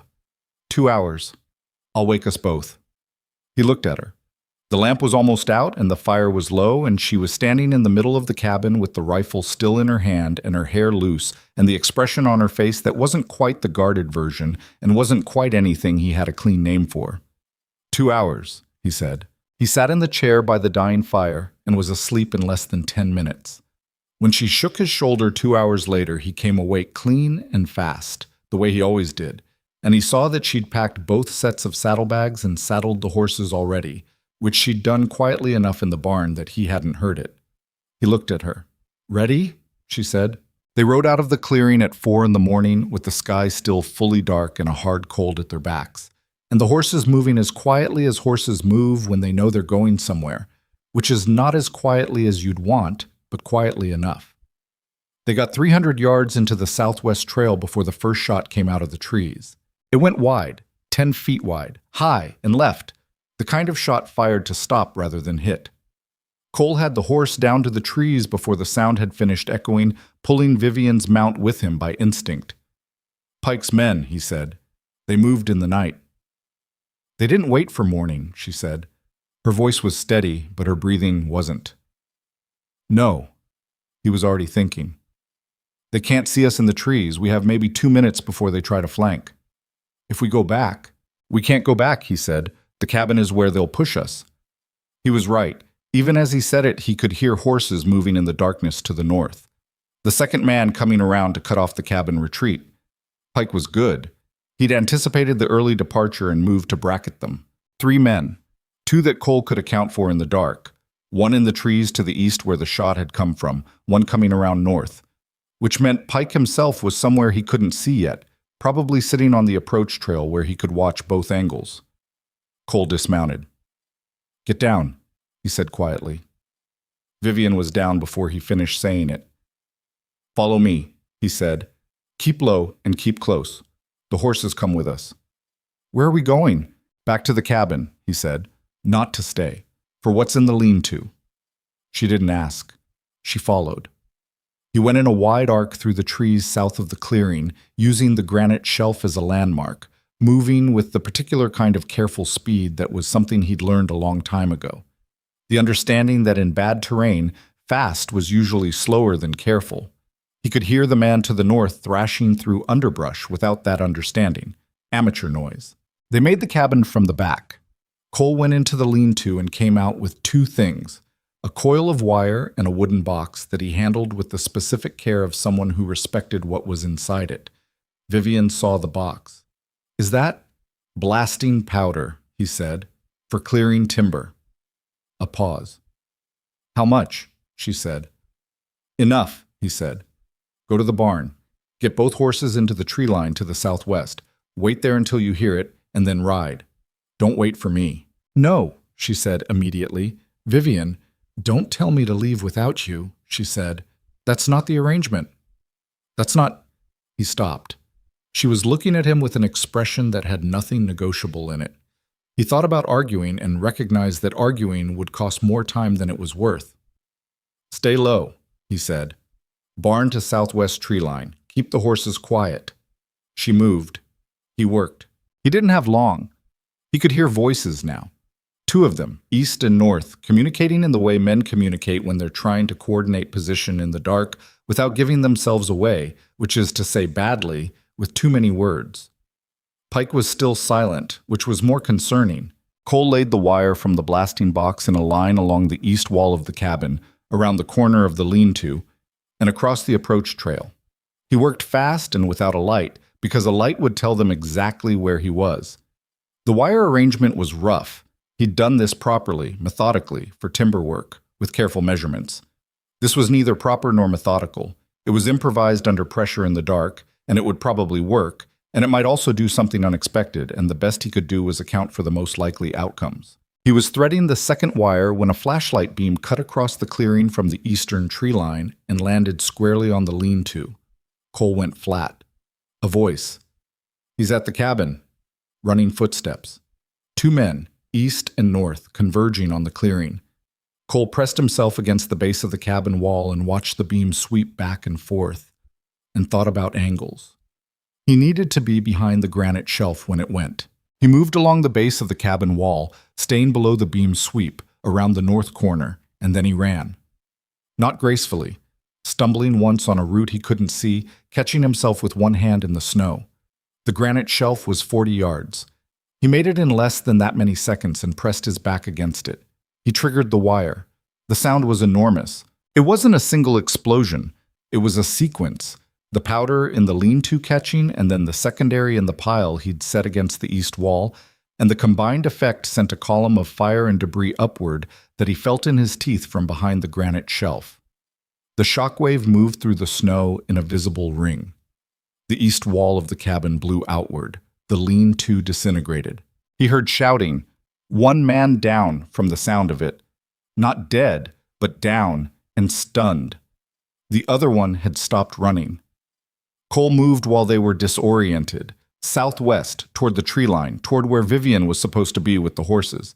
She was exactly where he'd told her to be, both horses. Standing in the shadow of the pines with her hand over the nearer one's nose, which was how you kept a horse from reacting to loud noise if you got there early enough. Her face was illuminated for a moment by the fire still burning where the lean-to had been, and her expression was focused and tight and absolutely present. Go, he said, taking his horse. They rode southwest into the trees, and the fire behind them lit the clearing orange and red, and Cole didn't look back. Bapas. They rode hard for 2 hours before he let them slow, and by then they were past the first ridge and into the territory that Pike's men would need daylight and local knowledge to follow. Cole was reasonably confident they had neither. He pulled up in a stand of timber and they stopped, both of them breathing hard. The horses worse. Vivian looked at him. She had pine sap on her coat and snow in her hair and a look in her eyes that was somewhere between the aftermath of fear and something not entirely unlike exhilaration, though she'd probably have objected to that word. Your cabin, she said. Yeah. The lean-to, the east wall. Yeah. She was quiet for a moment. He could see her processing the scale of it, everything he'd built, what they'd left behind. I'm sorry, she said. Stop apologizing, he said. Cole, I mean it. He looked at her. It's wood and stone. It can be rebuilt. He pulled his coat tighter against the cold. You can't. She held his gaze for a long moment in the dark. That's the most... She stopped, started again. You keep saying things that make it harder to stay at a reasonable distance from you, she said. He looked at her. Is that what you're doing? He said, staying at a reasonable distance. I've been trying to, she said. How's that working? She made a sound that was genuinely close to a laugh this time, short and slightly ragged from everything the last few hours had been, but real. Not well, she said. He leaned across the distance between the horses. He was clumsy about it. It was an awkward angle and there was a branch in the way that he didn't see until it caught his shoulder, and Vivian actually flinched back in surprise before she understood what he was doing. And then she didn't flinch back. It was brief and imperfect. And they were both cold, and the horses were impatient, and somewhere behind them, a man named Dorian Pike was probably reorganizing and furious. When he pulled back, she was looking at him with an expression he'd never seen on her face before, unguarded all the way down, nothing managing nothing, just her. Reasonable distance, he said. Shut up, she said, but without heat. He almost smiled. He was getting closer to it. Come on, he said, turning his horse. Long ride to Cheyenne. Diplomat. They made camp once before dawn, a cold camp in a hollow that blocked the wind but offered nothing else in the way of comfort. No fire. Fire meant location, and location was the one thing they couldn't afford to give away. They ate cold provisions from the saddlebag, sitting close enough to share warmth without discussing it as a choice. Cole was calculating the miles to Cheyenne and the state of the horses, and the realistic likelihood that Pike would pursue south versus east when Vivian said, I need to tell you something. He looked at her. About the ledger, she said. There are names in it beyond Langford. Officials, 3 territorial judges, a marshal out of Denver, 2 senators. She paused. When this opens up, it's going to be bigger than one rich man. It's going to be... She shook her head slightly. It's going to pull on things that a lot of powerful people don't want pulled on. I know, he said. You know? I've been thinking about it since you told me what was in it, he said. Something that big doesn't stay quiet just because a judge opens an investigation. It becomes political. It becomes a fight. Yes, she said. It does. She looked at him. I want you to understand what you're in the middle of. You didn't sign up for this. I signed something in Silver Ridge in December, he said. That's close enough. She looked at the dark ground between them. A piece of paper doesn't obligate you to, but it's not the paper, he said. She went quiet. The wind moved through the hollow above them, and the horses shifted their weight, and somewhere on the far ridge something made a sound and fell silent. The night was fully dark now, moonless, the kind of dark that was oddly private. You're a strange man, Cole Barrett, she said finally. Probably, he said. I mean that as a compliment. I know, he said. Get some sleep. She leaned back against the hollow's earthen wall and pulled her coat around her, and he stayed awake watching the ridge and thinking about Cheyenne and a man named Samuel Briggs who might or might not be brave enough when it counted, and a federal judge who had refused a bribe 3 years ago and who now had 6 folded pages somewhere in the inside pocket of a mail rider's coat, moving south through the dark on a horse that didn't know what it was carrying. It was out there now. Whatever came next, the thing they'd been carrying between them for months, was out there in the world, moving towards something. Cole watched the ridge and let that be enough for tonight. They reached Cheyenne on the 3rd day, not cleanly. The last stretch of trail had given them 2 hours of freezing rain that turned the road into something closer to a river, and Cole's horse had pulled up lame on the final approach into town, forcing him to walk her the last 4 miles, while Vivian rode alongside at a pace that was too slow for either of their nerves. By the time Cheyenne's main street materialized through the gray afternoon drizzle, They were both soaked and saddle sore and running on the particular fuel that kicks in when adrenaline has been burned through and there's nothing left but stubbornness. They found a boarding house on the eastern edge of town, the kind of place that didn't ask questions as long as payment arrived before the questions did. Cole paid 2 nights in advance with the last of the money from the saddlebag reserve he'd sewn into the lining 2 winters ago for exactly the kind of emergency that had never happened until now. The room was small and cold and had a window that looked out onto a wall, which was actually ideal because a window with a view also had a view of you. Vivian sat on the edge of the bed and pulled off her wet boots and looked at the ceiling. "Briggs," she said. "Tomorrow," Cole said. "You need to sleep. I need to find him before he finds out we're here and disappears." Vivian: "You've been awake for the better part of 36 hours. So have you." "I'm used to it." She looked at him with an expression that communicated very efficiently what she thought of that answer. 4 hours, she said. "Then we find him." He didn't argue. He sat in the room's one chair with his back to the wall where he could see both the door and the window, a habit so ingrained it wasn't a decision anymore, and he was asleep inside of 10 minutes. She let him sleep 5. Damn, Samuel Briggs was not hard to find. That was the first problem. A man who was afraid and had something to hide should have been harder to find. He should have been in a small office on a quiet street, operating under a different name, keeping his head down in the deliberate way of someone who understood they were exposed. Instead, Vivian found his name on a brass plate outside one of the larger commercial buildings on Cheyenne's main thoroughfare, Briggs & Associates, Land Management, 2nd floor, which told her one of 2 things.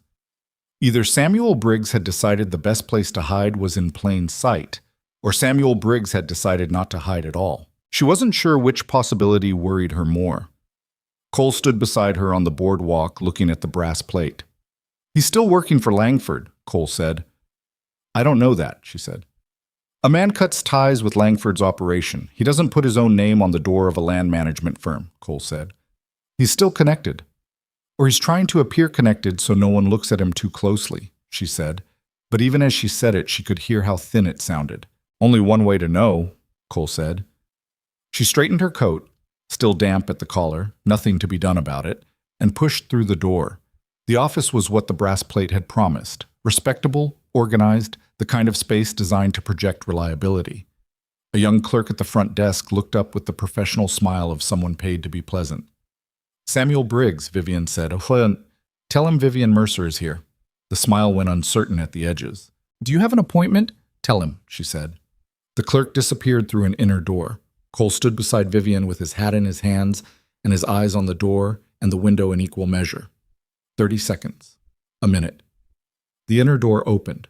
Samuel Briggs was 42, heavy-set in the way of a man who had once been solid and was now soft at the edges, with reading spectacles pushed up on his forehead and the look of someone who had just received information that rearranged everything he thought was true about his afternoon.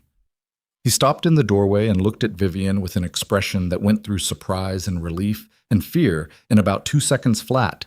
"Vivian," he said, just her name, like it meant several things at once. "Samuel," she said, "we need to talk." He looked at Cole. "My husband," she said. "He stays." Briggs looked at Cole for a moment, clearly doing some kind of rapid internal calculation, and then he stepped back and held the door open. "Come in," he said. What? The inner office was small and private. Briggs closed the door and then stood with his back against it, which Cole noted was the position of a man who hadn't decided yet whether he wanted to be inside this room or outside it. "You're alive," Briggs said to Vivian. "Yes." "When you disappeared, I thought—" He stopped, shook his head. "They told me you'd stolen documents, that you were a fugitive." "I did take documents," she said. "I took them because what they documented was criminal, and I was the only person who could prove it." Briggs was quiet for a moment. He walked to his desk and sat down in his chair, the way a man sits when his legs have made the decision before his mind has. He took off the spectacles from his forehead and turned them in his hands. "You know what you're asking," he said. Not a question. "I know what I'm asking," she said. "I have a wife," he said. 3 children. The youngest is 4 years old." He looked at the spectacles. I've thought about this every day for 2 years. Every single day. And every day I've told myself there's no version of this that ends well for my family. Samuel. Vivian leaned forward slightly. I've already sent the key records to a federal judge in Denver, Judge Kroll. He has enough to open an investigation. But an investigation without corroboration is something Langford's lawyers can delay for years. If you testify, not everything, just what you saw directly, it changes the timeline. It changes what Langford can bury and what he can't. Briggs said nothing. He's been buying time with his lawyers for 30 years, she said. The only thing that takes that away is multiple witnesses. I'm one.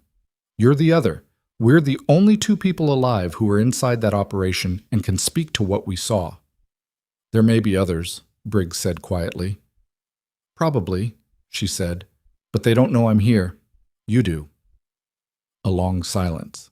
Cole had been watching Briggs the way he watched animals that hadn't decided yet whether to run, looking for the thing underneath the obvious fear, the thing that was going to make the decision before the man knew he'd made it. And what he saw in Briggs, underneath the spectacles and the respectable office and the carefully maintained life, was something that looked a lot like the same grinding weight Vivian had been carrying for months. The particular exhaustion of a person who knows something that needs to be said and has been not saying it until the effort of not saying it has become its own kind of damage. Your children, Cole said. Briggs looked at him. You're worried about what happens to them if you testify, Cole said. But you've been in that office 2 years with Langford's name on everything you touch.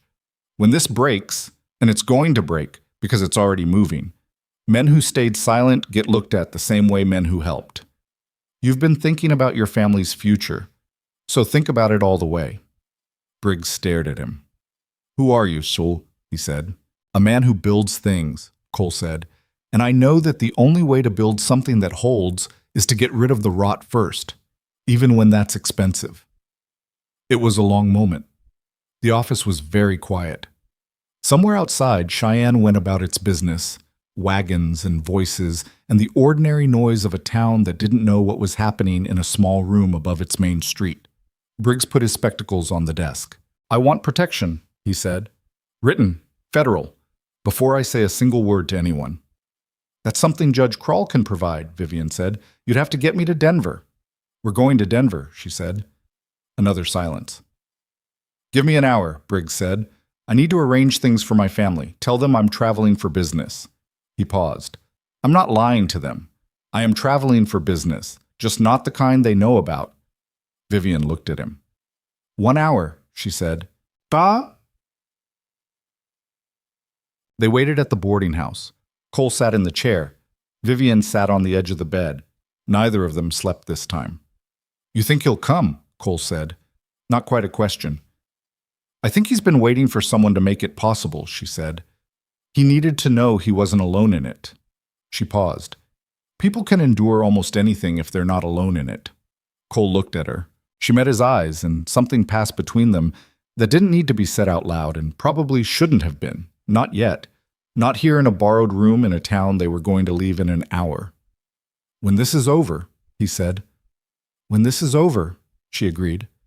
Like a question with the same answer. Briggs knocked on the door at the 58-minute mark. He had a travel bag and a look on his face that was frightened and resolved in equal measure, which was exactly the right combination. Cowardice would have been worse than no testimony at all, and pure bravado wouldn't survive what was coming.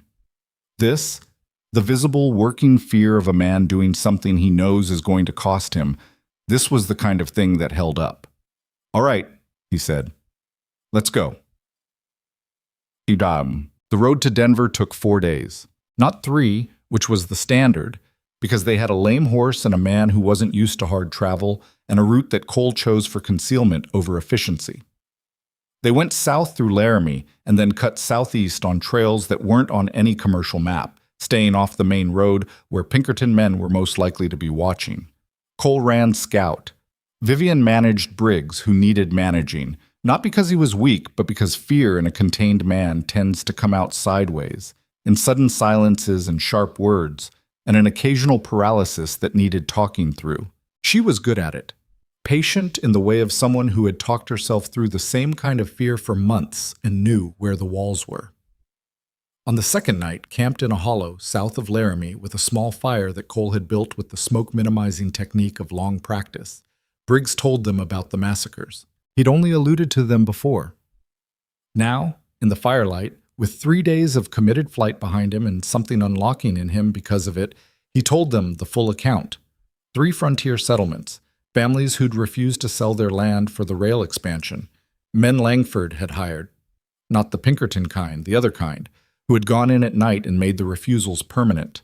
The records of payment, which Briggs had seen and which matched entries in Vivian's ledger that she'd marked without knowing exactly what they corresponded to. When he finished talking, the fire was low and nobody said anything for a while. "I should have gone to someone 2 years ago," Briggs said. His voice was flat with self-knowledge. "Yes," Vivian said. No softening, but no cruelty either. Just the truth, which was what he needed more than comfort. "I kept thinking someone else would," he said. "Everyone thinks that," she said. "It's how things like this stay buried." Cole added a piece of wood to the fire and watched it catch. "You're going now," he said. "That's what matters." Briggs looked at him. "You really believe that?" he said. "That it matters when? Not just whether." Cole thought about it honestly. "I believe the right thing done late is still the right thing," he said. "I also believe it would have been better earlier. Both of those are true." Briggs nodded slowly. He looked into the fire for a long time. "My daughter drew me a picture before I left," he said, not really to either of them.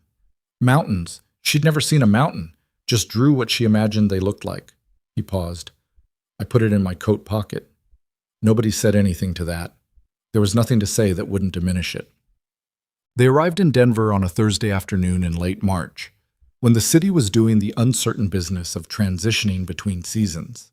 Snow still on the peaks visible from the main street, mud in the roads, and a quality of light that was starting to remember what warmth felt like. The federal courthouse was a solid sandstone building on the east side of the city, the kind of architecture that was meant to convey permanence and authority and mostly succeeded. Cole walked in with Vivian on one side and Briggs on the other, and the clerk at the receiving desk looked up at 3 travel-worn people who didn't look like the kind of people who typically walked into federal courthouses and didn't say anything, because the look on all 3 faces communicated that this wasn't a conversation he was going to talk them out of. "Judge Krall," Vivian said. "We sent documentation ahead. My name is Vivian Mercer." The clerk went somewhere. They waited. Emmett Krall was 61, with white hair and the build of a man who had been large once, and had compressed rather than diminished with age. He came out of the inner corridor with the sealed oilskin packet in his hand. Kate had delivered it. It had arrived, something that Cole had been holding as an open question until this moment. And he looked at the 3 of them with an expression that was measuring and careful and completely without the performative authority that lesser men used the bench to produce. "Mrs. Mercer," he said. "Judge Krall," she said. He looked at the packet in his hand. "I've read this twice," he said. "Come in." What happened in Krall's office over the next 3 hours was not dramatic in the cinematic sense. It was document review and testimony and the careful procedural work of a legal mind building a structure that would hold under pressure. Krall asked precise questions. Vivian answered them precisely. Briggs answered his with the shaking hands and steady voice of a man who had committed to something and was going to see it through regardless of how his body felt about it. Cole sat in a chair against the wall and said nothing, because nothing he had to say was relevant to this particular process, and irrelevant contributions to legal proceedings were one of the many things he had no patience for. At one point, Krall looked up from his notes and looked at Cole directly. "You're the husband," he said. "Yes," Cole said. "You're aware this woman is the subject of a Pinkerton commission?" "Yes." "And you transported her across 2 territories while being pursued?" "Yes." Krall held his gaze for a moment. "All right," he said, and went back to his notes. By the time they left the courthouse, the sun was going down over the mountains, and Krall had issued 3 things: a federal protective order covering both Vivian and Briggs, a subpoena for the original ledger which Vivian arranged to have retrieved from its hiding place via sealed instructions to Sheriff Aldous in Silver Ridge, and the beginning of what he called, in the measured language of a man who didn't make promises he couldn't keep, a significant federal inquiry. On the courthouse steps, Briggs stood for a moment in the late afternoon light with his travel bag at his feet and his spectacles on his nose, and the look of a man who had just put something down that he'd been carrying for a very long time and wasn't entirely sure how to stand without the weight of it. "What do you do now?" Vivian asked him. "Go home," he said. "Tell my wife the truth, all of it." A pause. "I should have done that too." "Yes," she said. "But you're doing it now." He looked at her for a moment. "I'm sorry I wasn't braver sooner," he said. "I'm sorry you had to carry it alone." Vivian held his gaze. "You're here now," she said. "That's the whole of it." Briggs picked up his bag and walked toward the livery to arrange his passage home, and Vivian watched him go, and Cole stood beside her and watched the city light going gold and amber across the sandstone building behind them. "It's out of our hands now," she said. "Yes," he said. "That's a strange feeling." "Yeah," he said. "It is." What happened next happened without them, which was both the point and the hardest part. They stayed in Denver 3 weeks because Kroll needed them available for follow-up testimony, and because the federal protective order was meaningless if they wandered back into territory where Pinkerton commissions had more practical authority than federal paper. They rented 2 rooms in a respectable hotel. Vivian insisted on 2 rooms, and Cole didn't argue, because there were things between them that deserved to be arrived at properly and not under the compressed pressure of crisis and shared danger. It was the strangest 3 weeks Cole Barrett had ever spent. He was in a city, which he hated. He was waiting, which he hated more. He had nothing practical to do with his hands, which was the particular torture of a man whose entire identity was built around solving physical problems in physical space. He bought tools he didn't need from a hardware store and sharpened them in his hotel room. He walked the city in the early mornings the way he'd walked trap lines, mapping it by instinct even though the mapping was useless. And in the evenings, he had dinner with Vivian. Just that. Dinner in the hotel dining room, which was more formal than anything either of them was comfortable with, at a table by the window where she ordered coffee without sugar, and he ordered the plainest thing on the menu, and they talked. Really talked. Not the functional exchange of information that had characterized their first months together. Not the careful navigation around the things they weren't ready to say. Actual conversation, the kind where you tell someone who you were before you were who you are now, and they tell you back. She told him about Philadelphia, about a father who'd been a clerk his whole life, and a mother who'd wanted something bigger for her daughter, and a childhood spent understanding that precision and accuracy were the only reliable currencies available to a woman without inheritance or connection. About discovering she was genuinely good with numbers, not in the mechanical way, but in the way of actually seeing the story that numbers told, the shape of a thing underneath its accounting. He told her about the mountains, about coming west at 19 with $30 and bad information, and the specific humbling experience of discovering that everything he thought he knew about wilderness survival was wrong, and the slower, harder process of learning what was actually true. About the first winter he'd nearly died, and the second winter he'd almost not minded dying, and the third winter something had shifted and he'd understood, in a way he couldn't entirely articulate, that this was where he was supposed to be. "You never wanted to go back east?" she said one evening. "No," he said. "Did you want to stay?" She thought about it. "I wanted to matter," she said. "I thought that was a city thing. I thought you had to be somewhere people could see you." She looked at her coffee cup. "I don't think that anymore." "What do you think now?" She looked up at him. "I think mattering is smaller than that," she said. "More specific. One person, one place, one thing done right." A pause. "I think I got confused about the scale." Cole said nothing.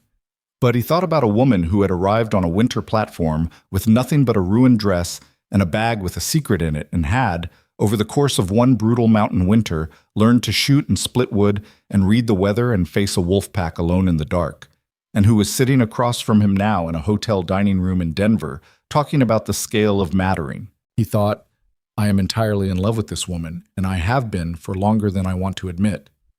He didn't say it, not yet. He wasn't built for the kind of declaration that announced itself before it had earned the right. But the thought was there, solid and clear, and without the complicated ambivalence that had characterized everything he'd felt since December. It was simply true.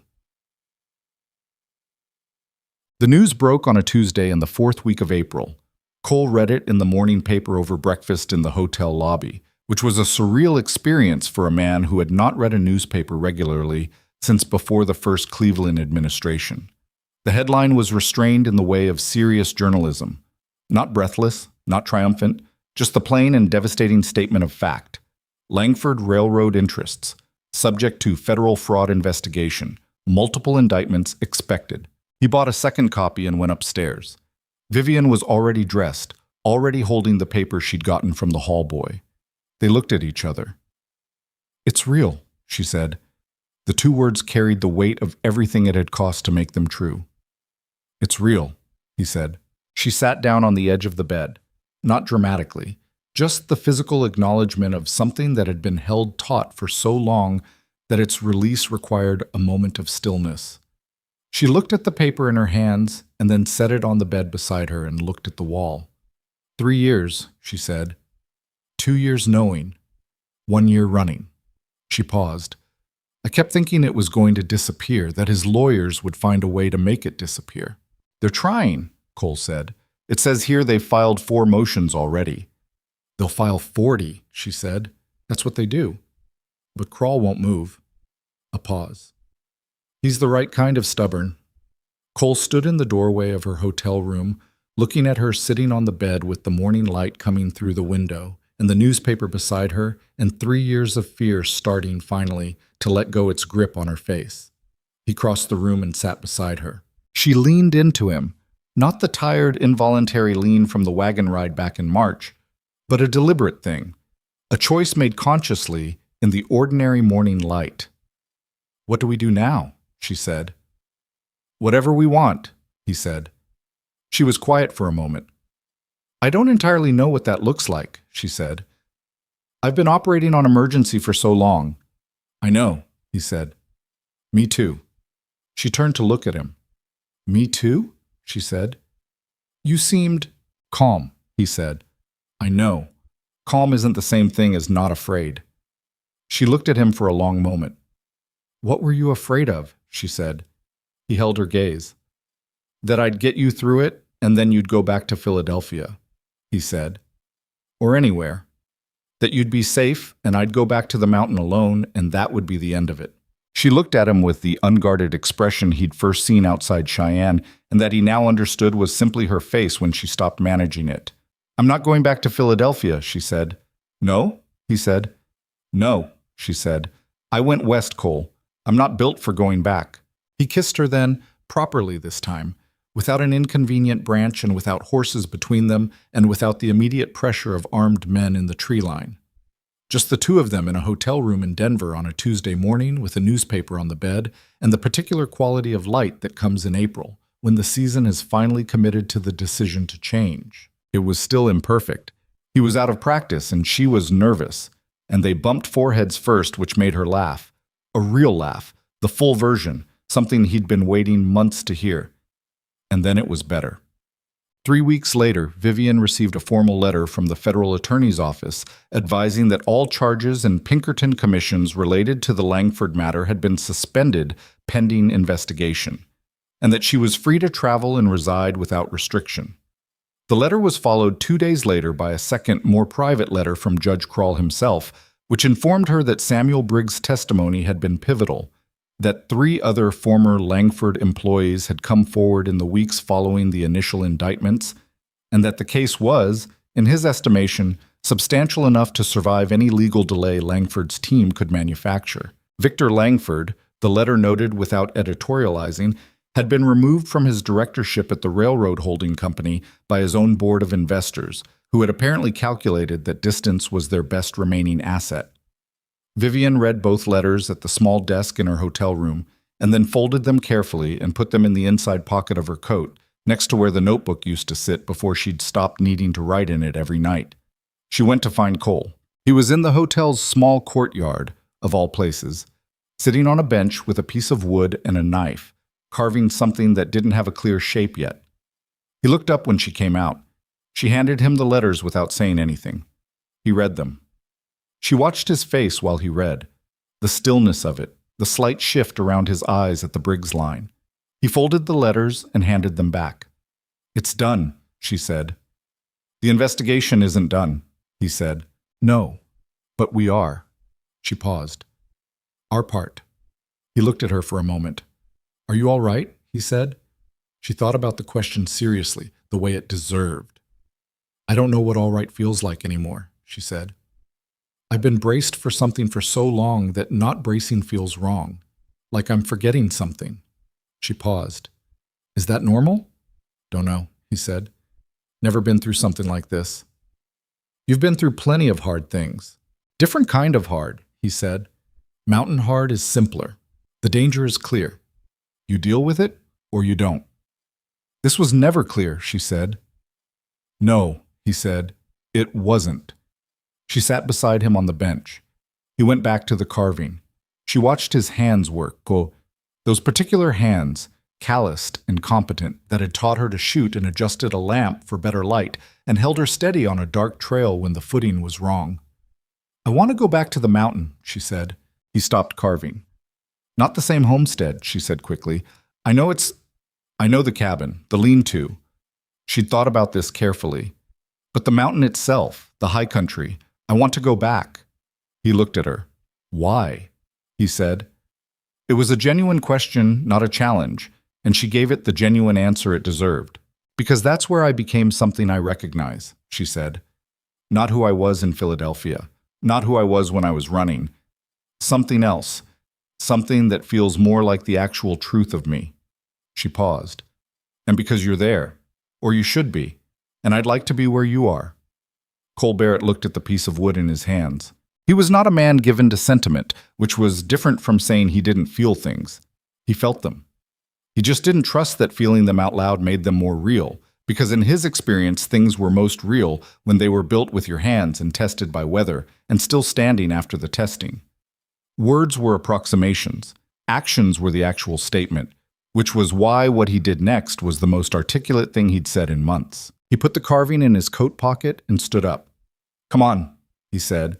Let's go find out what lumber costs in this city. She looked up at him. You want to buy lumber, she said. I want to start calculating what we need, he said. Stone for the foundation, timber for the frame. The lean-to needs to be bigger this time. If you're going to be working in it, it needs proper light. She stood up slowly. You're planning the new cabin, she said. I'm planning our cabin, he said. Different thing. Something moved through her face. That's the most romantic thing you've ever said, she said. It's a structural discussion, he said. Cole. There's a practical dimension to everything, he said, but the corner of his mouth moved. She put her hand through his arm the way people did it in cities, which he found slightly awkward, and they walked out of the courtyard together and into the Denver street, and for the first time in a very long time, neither of them was watching for someone behind them. They left Denver in early May. The road north was muddy with snowmelt and loud with birds that had returned from wherever birds went in winter, and the horses were fresh and the sky was the particular shade of blue that only happens at altitude in spring, the kind that looks almost artificial, too saturated to be real. Vivian rode beside him on the trail back through Cheyenne, not behind, not ahead. Beside, as it had been since somewhere on the long trail from the mountain in March, when the arrangement had quietly and without announcement become permanent. They stopped in Cheyenne overnight, and she sent a letter to Briggs's home address. Not long. A page. Maybe less. He didn't read it. She sealed it herself. But she told him what she'd written, that she was grateful, that she hoped his family was well, that she thought he'd done a hard thing correctly, and that counted for more than the timing. Do you think he'll be all right? Cole said, when she came back from the post office. I think he has a 4-year-old who drew him mountains, she said. He'll figure out how to be all right. In Silver Ridge, Sheriff Aldis met them at the edge of town with a look that was partly relief and partly the expression of a man who had been holding several things together by will alone and was grateful to hand them off. Ledger's in federal custody, he said. Krawl's man came through 2 weeks ago. A pause. Pike hasn't been back. He won't be, Cole said. Aldis looked at Vivian. You doing all right, Mrs. Barrett? He said. Yes, she said. Thank you for not talking. I'm a slow man, Aldis said, which was the closest thing to a joke the sheriff had managed in possibly years, and they left him to it, Gerald at the post office went extremely red when he saw Vivian and said he was sorry about 6 times before she told him firmly that it was all right and he hadn't known, and she didn't hold it against him. This seemed to distress him more than the original guilt, but they left him to manage it. Hatch at the general store sold them 6 months of provisions without asking a single question, which was the highest form of respect he knew how to show. They went up the mountain on a Wednesday morning in the second week of May, with 2 pack horses carrying lumber and the riding horses carrying everything else, and the trail was different from December in every way except the vertical. Green pushing through where the snow had retreated, streams running fast with melt, mud, and ruts where the frozen ground had given way. It was harder than winter riding in some ways, softer footing, less predictable. But the light was different, more of it, and warmer, and it came through the pines at angles that winter never allowed. The clearing looked smaller than Cole remembered. That always happened after time away. Spaces contracted in memory without the actual dimensions changing. He stopped the horses at the tree line and looked at it. The cabin was partially standing. The east wall was gone entirely where the blasting powder had done its work, and the lean-to was ash and scorched earth, and the roof had partially collapsed where the structural support had failed.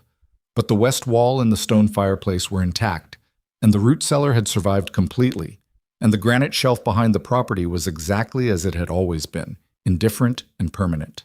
Vivian stopped her horse beside him. Neither of them said anything for a moment. "It's worse than I expected," she said. "It's better than starting from nothing," he said. "Is it?" "The foundation's good," he said. "The fireplace is good. The root cellar is good." He looked at it. "I built those first because I knew everything else could be rebuilt. The first things you build to last." She looked at the ruins for a moment. "What do we start with?" she said. "Clear the debris," he said. "Then assess the standing walls. Then frame the new sections." He paused. "It'll take most of the summer." "All right," she said. "It's hard work," he said. "Harder than winter chores." "I know what hard work is," she said. "I know you do," he said. They rode into the clearing. Bam. The summer was exactly as hard as Cole had said, and neither of them had romanticized it, which was probably why they survived it with their sanity and their relationship more or less intact. There were days when the work was grinding and progress felt invisible, and they were both too tired and too sore for conversation, and on those days they ate in near silence and slept early and started again in the morning. There were also days when something fit together correctly. A beam seated in its joint, a wall rising plumb and solid, the roof taking shape against the sky, and the satisfaction of that was clean and deep and worth everything the bad days cost. Vivian built the lean-to. Not alone, Cole helped with the framing, but the decisions were hers, bigger than before, with a south-facing window that she'd specifically requested, and a proper workbench with a lamp bracket that put the light exactly where she needed it. She was going to keep the homestead accounts. Real ones, formal ones, because a working property needed proper accounting, and she was going to have a space to do it that wasn't also the kitchen. Cole built the bedroom last, not as an afterthought, as a deliberate choice, the way you save a thing until you've earned it. He built it into the west end of the cabin with 2 windows instead of 1, and walls thick enough to hold the heat and a floor that was level, which required more work than it might have because the ground under the west end had a slight grade that he'd been compensating for since the original build. When it was finished in early September with the aspens already going gold on the lower slopes and the first morning frost appearing on the water barrel, he showed it to her.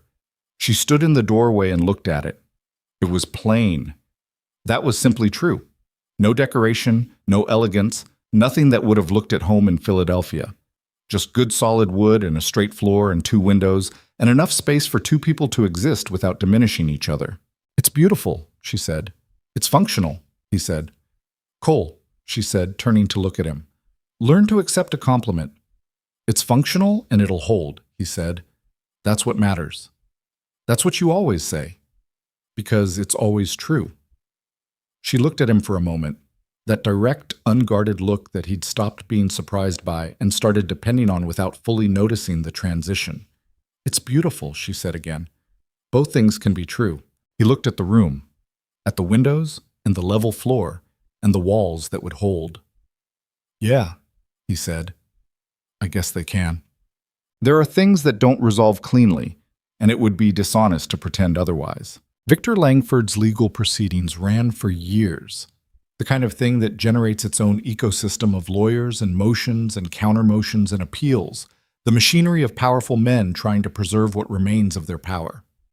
He was eventually convicted on 11 counts of fraud and conspiracy, and the 3 territorial judges named in Vivian's ledger resigned before indictments could be issued, which was a form of accountability that felt insufficient and was probably the best available. 2 of the settlements that had been destroyed were rebuilt with compensation ordered by the federal court. One wasn't, because the families had scattered too far and the will to reconstruct wasn't there anymore, and that stayed a loss regardless of what the court ordered.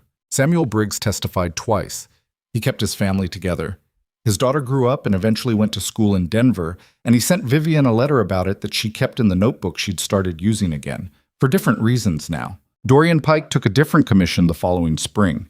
Cole heard about it from Aldous without seeking the information, and he thought about the man with the city hat and the careful authority, and concluded that Pike had simply been doing a job the way he understood it, and that understanding and right weren't always the same thing, and left it at that. Sheriff Aldous was re-elected. Gerald at the post office stopped blinking quite so fast. Hatch at the general store overcharged them for coffee for 3 years running before Vivian caught the error in the receipts and corrected him, which he received with the look of a man who had expected nothing less. What Cole and Vivian built on that mountain was not a legend, despite what people in Silver Ridge would later say about it. It was a homestead. A working, difficult, imperfect homestead that required constant attention and regular repair and produced exactly enough to live on in good years and required careful management in bad ones. They had arguments. Real ones. Not the polite friction of 2 people managing proximity, but the actual disagreements of 2 people with strong characters trying to share a life. About the accounts, which Vivian kept with a thoroughness Cole sometimes found excessive and which she found completely necessary. About his habit of disappearing into the mountains for days without adequate notice, which she tolerated but did not pretend to be comfortable with. About 100 small things that accumulated over seasons and required the ongoing maintenance of 2 people who had decided that the work of it was worth doing. Most of the time they concluded it was. There was an evening in their second year, late fall, with the first heavy snow of the season coming down outside, and the fire doing what fires do and the cabin warm and solid around them, when Vivian looked up from the accounts and said, without particular preamble, "I'm glad I refused to get back on that train." Cole looked up from the trap he was mending. "Yeah?" he said. "Yes," she said. "I was terrified. I didn't have a real plan. I was mostly just... I couldn't think of anywhere else to go." "I know," he said. "You knew then?" "I knew you were scared," he said. "I didn't know if you'd make it." "Did you think I would?" He considered the question honestly, the way he considered all her questions. "I thought you had the kind of scared that makes people fight," he said, "which is different from the kind that makes them freeze." A pause. "I was right." She looked at him across the table. "That might be the nicest thing you've ever said to me," she said. "I told you the cabin was beautiful," he said. "You said it was functional." "Same thing," he said. She laughed. The full version, the one he'd waited months to hear in that hotel room in Denver and had been hearing regularly ever since. It still had the same quality, unguarded, real, the sound of someone who had come far enough from fear that joy was available again. He went back to the trap. Outside, the snow came down on the mountain the way it always had and always would, without asking permission, without caring about the plans of the small, warm things living beneath it. The aspens had already lost their gold. The high peaks were white down to the middle elevation. In 6 weeks, the world above the tree line would be locked again, in the particular silence of deep winter. The silence that Cole had been living in alone for years before a train arrived 40 minutes late, and a woman in a torn velvet dress refused to get back on it. He thought about that sometimes, about the chain of it. One letter written on a bad night, one response from a desperate woman, one refusal on an icy platform that had changed the whole trajectory of both their lives. He thought about how close it had come to going differently, how many moments there had been. The first storm, the wolf pack, the poster in Silver Ridge. The explosion and the flight and the cold camp south of Laramie. Where the wrong decision, the slightly slower response, the moment of doubt that lasted 1 second too long, would have produced a completely different ending. He had made peace with not knowing why it had gone the way it did. He wasn't a man who needed the universe to explain itself to him. He just needed it to hold together long enough for the work to be done. Vivian looked up from her accounts and found him looking at her and gave him the look that meant, "What?" In the shorthand they'd developed over 2 years of sharing space, he shook his head slightly. Nothing. Never mind. She went back to her numbers. He went back to his trap. The fire worked.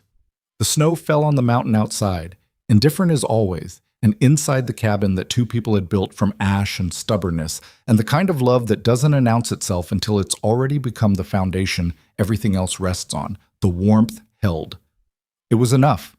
It was, in fact, exactly enough.